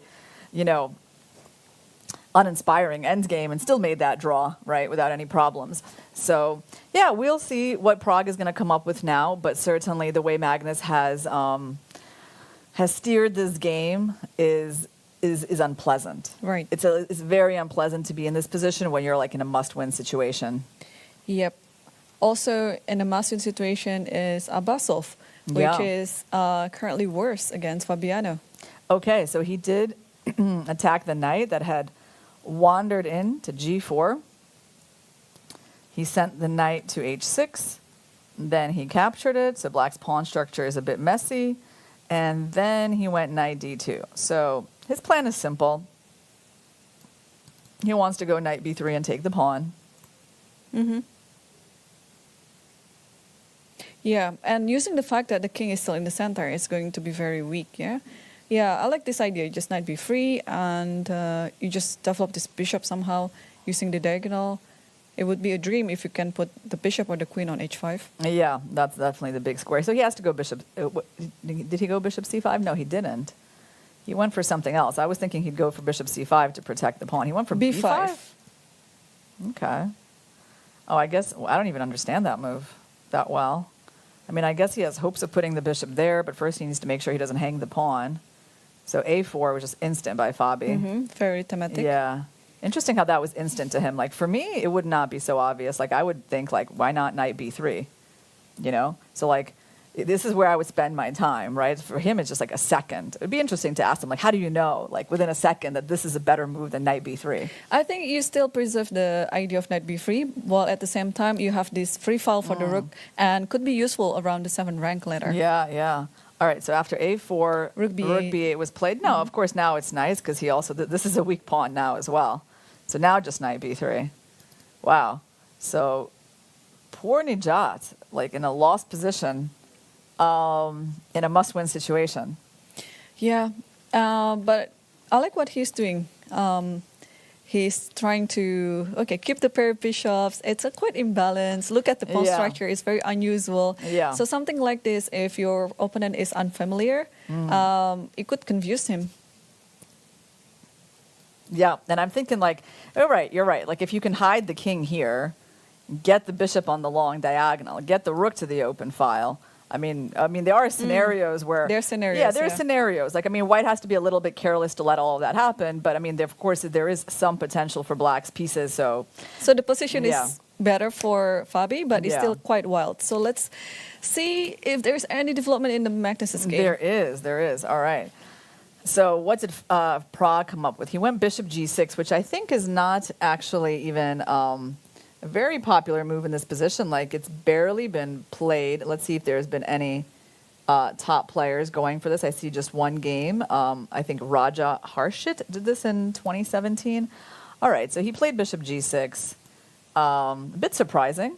Yeah, I think Praggnanandhaa just wants to keep all the pieces on the board. Well, yeah, but like, look what happens now. Now he gets a weak, isolated pawn. man, Magnus is just steering this game like exactly in the direction he wants. So he goes queen e2, pawns under attack. King h8, queen takes. King h8, he gave up the pawn. Then there was a queen trade and bishop c5. And wow, yeah, no, this is going to be just, I mean, he's not even letting him get into the game. I mean, he's like, okay. I give you my pawn back. Yeah, I give you the pawn back. Like, he's not even interested, like, I mean, in trying to keep this extra pawn. He's like, I mean, obviously there are tactics. So Prague does have compensation, but just bishop e3, and it's like, you got to trade pieces. They made a trade. Or maybe it cannot be taken back, because after takes, how are you going to take this pawn back? How are you even getting this pawn back? Because there's Maybe bishop rook f7. f8. Bishop f7 is always there. But you... I go with this rook. Don't I get it back? Or do you get your rook to the 7th? Oh, you mean you want to take my bishop first or not? Oh, yeah, I'm taking the bishop and going right here. Okay, but then rook b7, right? Like this? Yeah, just bishop f7. Well, I have knight c4, so I take. Okay, then it's a good thing. Like, I mean, sure, white is not having any trouble here. White is the first one on the 7th rank. But, I don't know. Yeah, white's better. If you move there, then I just take your pawn, right? So black has to defend the pawn, and then I guess try to play knight c4. And I'll play rook d1 and get the 7 rank. Yeah. Yeah, so white is just definitely better here. Yeah. I mean, it's a tall order. But again, I really think that, like, making these correct choices, knowing what kind of, being able to go for these positions that are just unpleasant for the opponent, that's definitely a skill in itself. Right? Like, it might not look very exciting to us, right? Like, and Carlsen's obviously not trying to make this game exciting. He doesn't need any excitement in this game. But just imagine, like, remember what we talked about when you're in a situation where you need a draw, you want to kind of make your opponent forget that they're trying to play for a win. That's the situation that Prague is in now. Like, you can see it, like, it. Yeah. It's just completely obvious that even Prague is looking at this and is like, I can't really win this. You can see it from his body language, yeah? Yeah. What did he do in terms? He went for rook e8, right? So, and what's Magnus? Magnus just went back with the bishop to b3. He didn't even try bishop f7, which is a little surprising. Okay, but his move is fine because he just controls the knight, right? He's just trading and trading everything, and making a chess game not be exciting when you don't need it to be exciting is still a skill. Yes. Yep.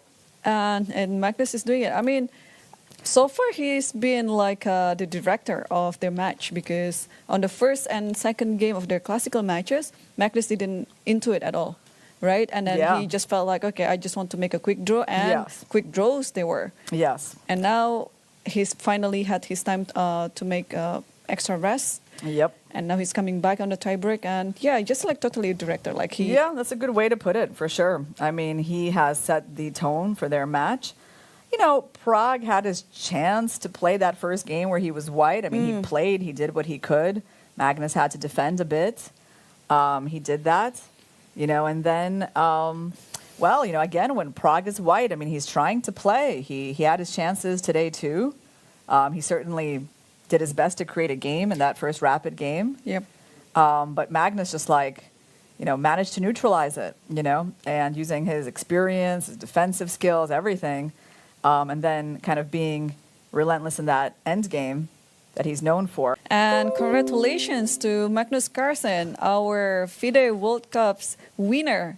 Wow, yeah, this is such a good match. You have to say, he just got the job done, but he also produced a show for the chess world in that first game. Right, yeah.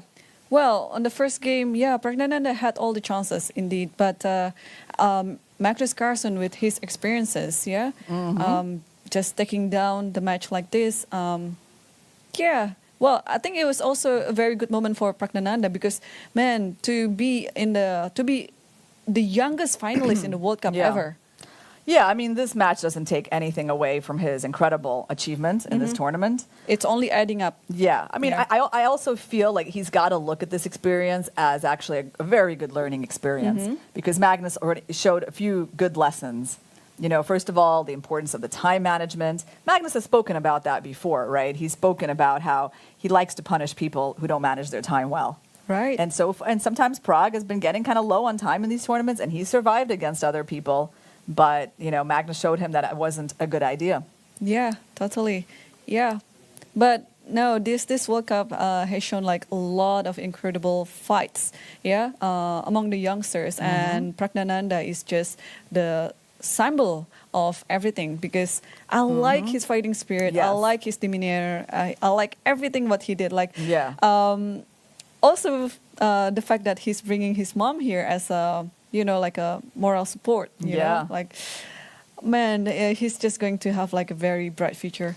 Yeah, And, no, I absolutely. Actually, I don't feel like he did a lot wrong in this No, match. no. That's the thing. It wasn't like he lacked fighting spirit No. or character or motivation or anything. Sometimes, I mean, like I said, it's a question, right? If you know that your opponent is like sick, should you just try harder to be, to create a game at the board? I mean, I know it's not the thing to do at top level chess, go all out with the black pieces, right? It's not really, but like in a way you have to use all the advantages you have. So if you have that kind of merciless spirit, perhaps he should have like tried more with black and actually not went for the for e5 and the 4 knights. But again, you actually have to know that Carlsen is planning to make a draw.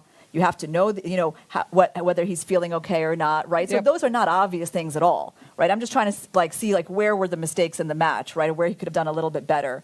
I mean, today's game, all I can say is really like time management. Other than that, I think on the board he did what he could. Yeah. The last mistake that Praggnanandhaa did, especially on the first rapid game, it was just because of his time situation. If he has enough time on the clock, I'm sure he would be able to hold the draw comfortably. But yes, this is the thing with the rapid tiebreak, right? Shorter time control, and you got to play faster. You have to manage your time even better. And Magnus is just so experienced. He's so experienced. And I mean, okay, he comes out with a Sicilian, right? I mean, again, it's like maybe it's not the best choice given that Magnus has already shown what he's going to do against the Sicilian in that situation. Magnus has given away that piece of information by playing c3 against Gukesh. But again, it's like, maybe Pragg hasn't prepared for the scenario where he loses with white. Or maybe he doesn't, know what else he can do in this situation where he needs to win with black against someone like Magnus, right? So it's like also, an experience thing that it just takes time to acquire, right? It's not like Magnus became like this overnight, right? Yeah. He's Yeah. been the world's #1 for like the last 14 years or so. Yep. But anyway, congratulations to both players for showing us a very good chess, very good match, and very instructive ones as well. And let's quickly see this one. This is a must-win situation for Nijat Abbasov, which is currently in the losing position. I was hoping it's a must-win situation for Fabiano Caruana because he has good chances to get that win. But unfortunately, this is not the situation. It's the other way around, where black needs to win, but okay, he's about to lose the extra piece that he has, right? And by the way, I think this king is feeling a bit cold, Yeah, totally. left out. In the rain. I don't know how else to describe the situation. I mean, he needs to he's actually just getting destroyed, isn't he? Like everything is In coming the center. Yeah. Exactly, yeah. Maybe he needs to wrap up this game quickly, so prepare for our next interviews. Well, I think he will do everything he might. But yeah, this position looks very hopeless. We can see from the e-file bar, it's just going to the roof. And okay, now Fabi has, it's not a piece up, but still a very much dominant position. Yeah, so okay, Nijat trying to keep the d-file closed makes a lot of sense. I think we forgot to even mention there's a hanging pawn here. It's even worse than I thought. Yep. Because there's that.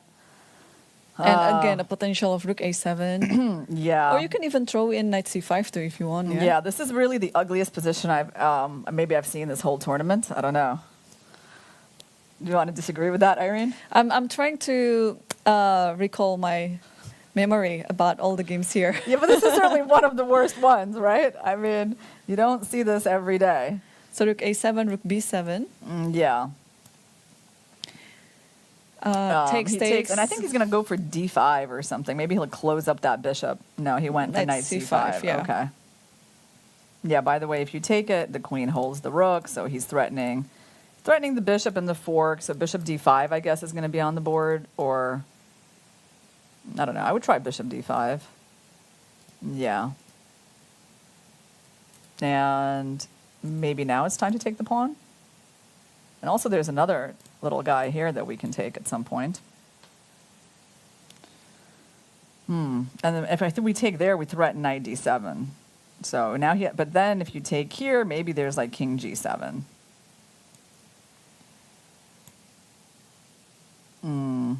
Still, look at this fork concept. Ooh, that's so nice. Yeah. That is really nice.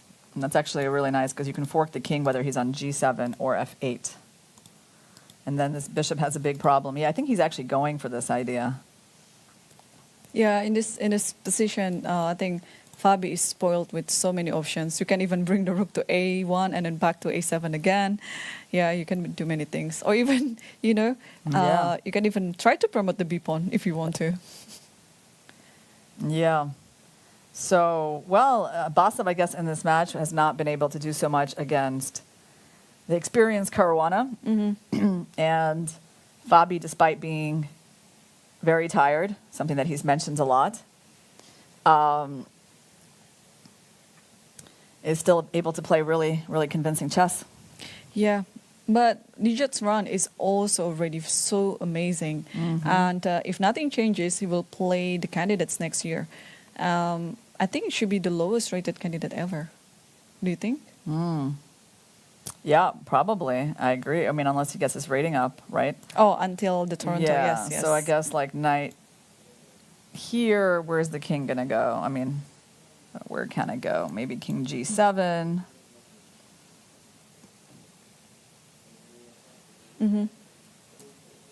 Then we have a check, but I guess you run. So what other moves do we have? Oh, we actually have check and fork. Check and fork is maybe the most convincing. Oh, yeah, and then That you wins just win a piece. Yeah, that wins a piece. yeah. So the thing is here is like you're focused on the king. We're like looking at this, and I was trying to understand how we're like supposed to mate this king, but doesn't seem to be a direct checkmate. But there is this painful fork. Exactly. I think just knight b6 and resign. Okay. And yeah, I think he's going to go for it. I think we're going to see the end of the game. Yeah, and Fabi is going to get 100% get his candidate spot. Third place, still a very good tournament. Oh, wait. Oh, the bishop is not on... Oh, the bishop is on d6. Yeah, somehow we thought the bishop was on e7. We can update it. Yeah, let's update it. So it's...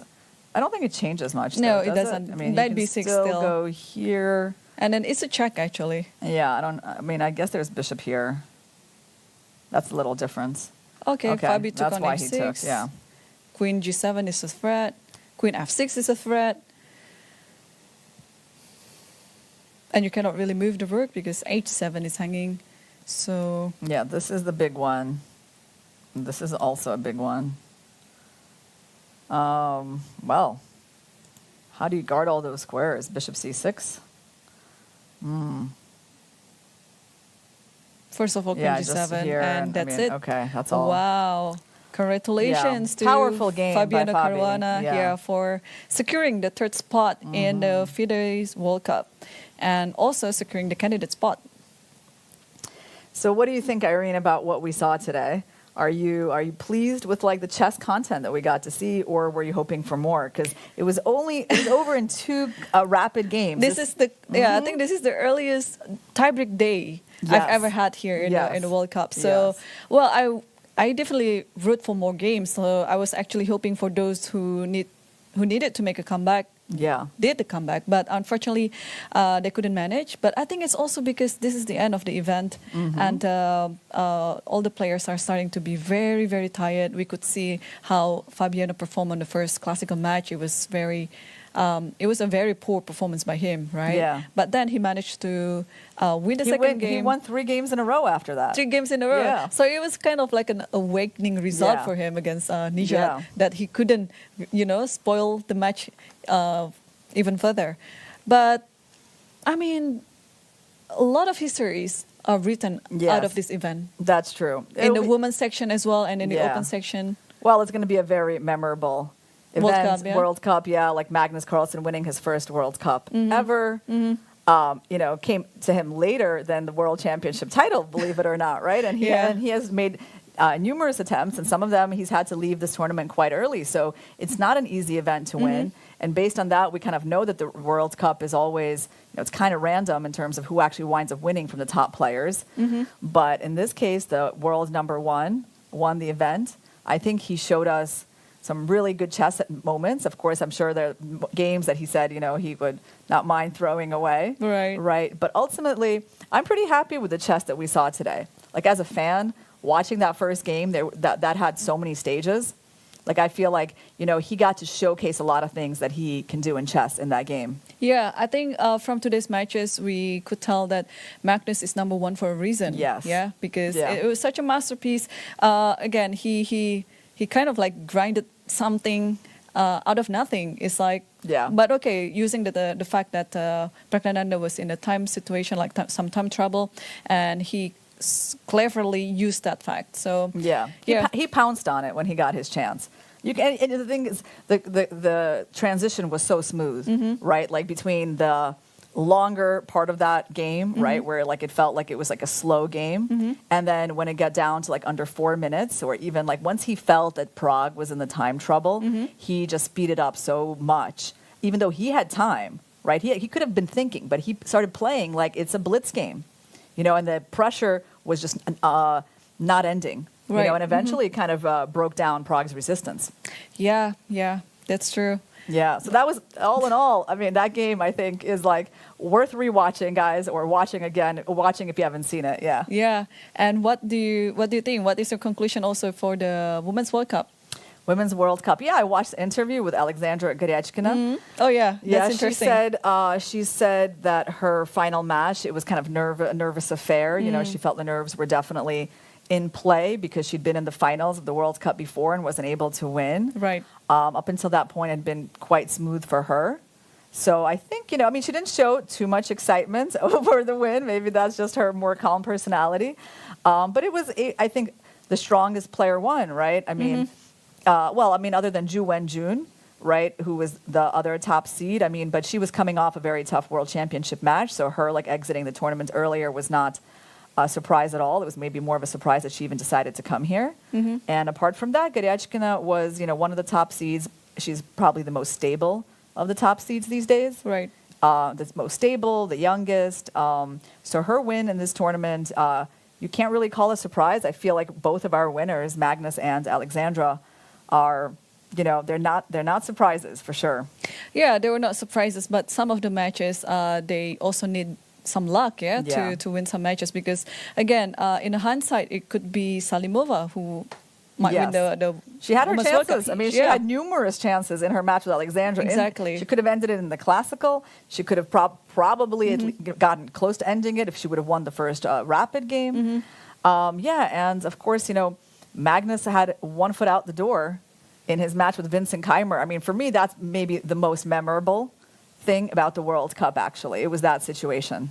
Yeah, and I think in general, my memory about this World Cup is about how the youngsters, they are taking over the older generation. Yes. It's exciting to see how this generation, Praggnanandhaa, Gukash, Arjun, Vincent Keimer, taking over the older generation. Hikaru Nakamura and even Fabiano Caruana, who we are going to have soon in the studio, was also took down by Praggnanandhaa. So so it's a wonderful, wonderful step, I think, in Prague's career. Beating Hikaru, beating Fabiano, I think is going to give him a lot of confidence.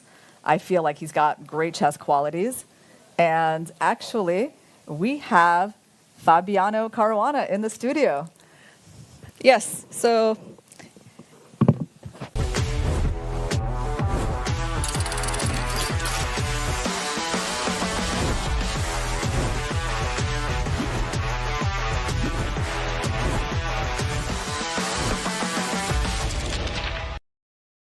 Azərbaycanın təbiətindən, Naxçıvanın torpağından süzülərək gələn təbii suyun sirri, Sirab. Her damlasında hayat var.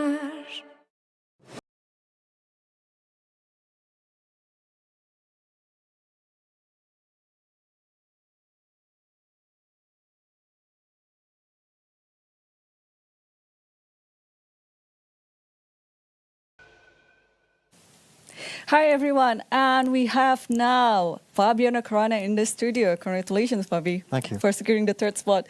It was quite a roller coaster match for you, especially after what you did on the first classical match. Yeah, after the first day, I really didn't have much hope for this match anymore. I mean, that was a terrible game, and I wasn't really feeling my play too much. But after that, everything went pretty well. I mean, the second game was really important. That everything went kind of perfectly, the opening and everything. And for the tiebreak, I was pretty confident. I was starting to feel good again about my chess. So yeah. So what did you do differently in your preparation? Because before the classical match, you didn't have a very good game there, but then you have 3 wins in a row. So did you do anything different in your routine? No, not too differently. I didn't have much motivation for the first game. Also, I was a little bit burned out. And then suddenly for a second game, I somehow found my motivation, and I was telling myself, okay, you're going to win this, even though, of course, I wasn't sure that this would happen. And for the tiebreak, I was just feeling quite good about...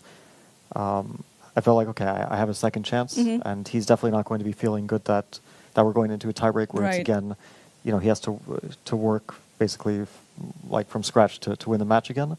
So I was just happy to be alive, and I think my play in the rapid showed it that I was playing pretty well. Yeah. In the rapid games, you played such a convincing matches, and I think I would say won it quite easily, especially in the second game when I think Nijat tried to force the matters and it didn't really work well with him. Yeah, I think it wasn't the right strategy. It's hard to say what the right strategy is to win with the black pieces on demand. Yeah, exactly. Because we also have Praggnanandhaa against Magnus, and it was quite a very peaceful game and very easy for Magnus to equalize everything. Yeah, I think it's a really, really... First of all, you need some luck. That the opening just has to go well, that you don't get completely shut down. So you need some luck and also the right strategy going in, but it's hard to say what that is because it really depends on your opponent. Of course, if your opponent plays well, then you won't get chances to win, right, with the black pieces. Right. And especially in a blitz game, I guess... you have decent chances, but in a 25-minute game, I don't think the chances are very high. I think it's I've had to face this task a few times recently, even against Magnus online. I had to win with the black pieces, and I didn't get any chances. I just got a slightly worse position. I played like some kind of Pyrrhic modern. I got a slightly worse position, and then wasn't able to win. So, and also against Wesley, I had this recently. It's a very, very tough situation.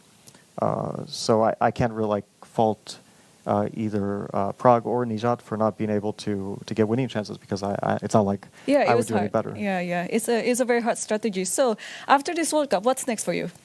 Well, I'm leaving tomorrow. I'm playing the next day. I'm in Düsseldorf for the World Rapid Team Championship.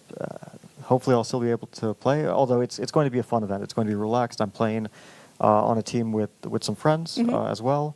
I can't pronounce the name of our team. That's the funny thing is I just can't pronounce it. It's a very long German name, but we have a really good team. We have Levon, we have Gukesh. Yep. Obviously Gukesh was on fire here. Yeah. So hopefully I'll also be able to play my part.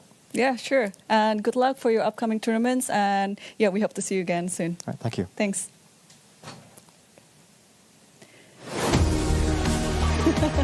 Why the break is so...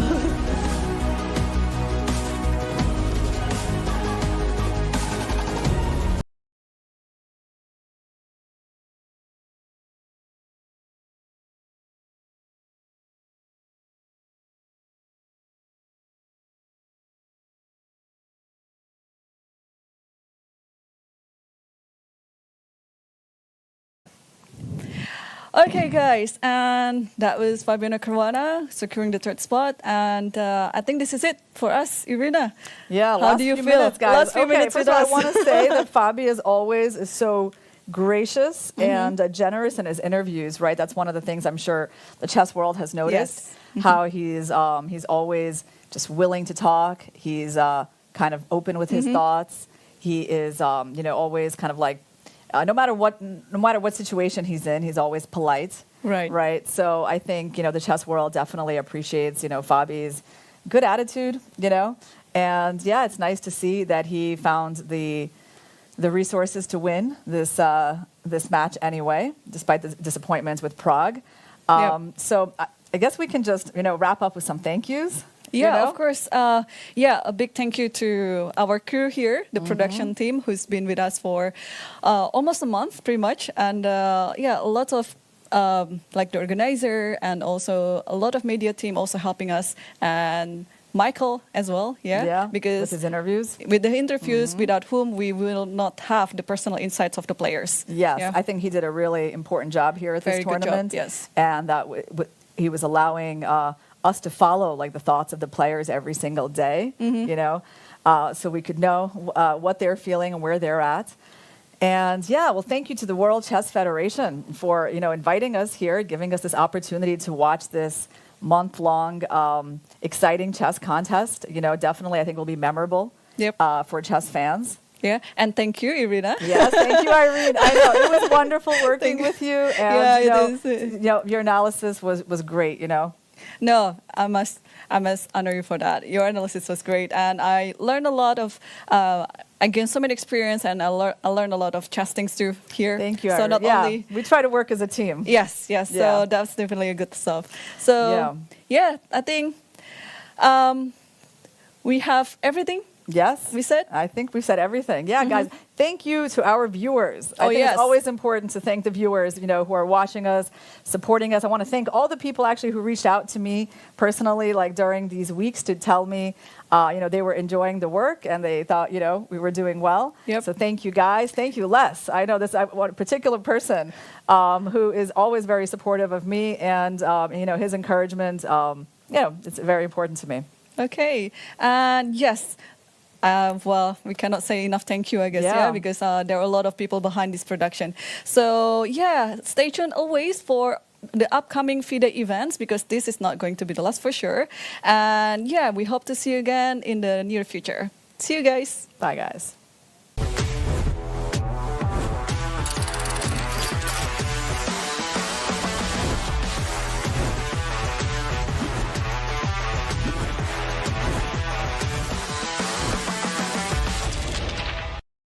Azərbaycanın təbiətindən, Naxçıvanın torpağından süzülərək gələn təbii suyun sirri, Sirab. Her damlasında hayat var. FIDE World Rapid Team Championship 2023 inaugural edition is hosted by Düsseldorf, Germany, August 25th to August 28th,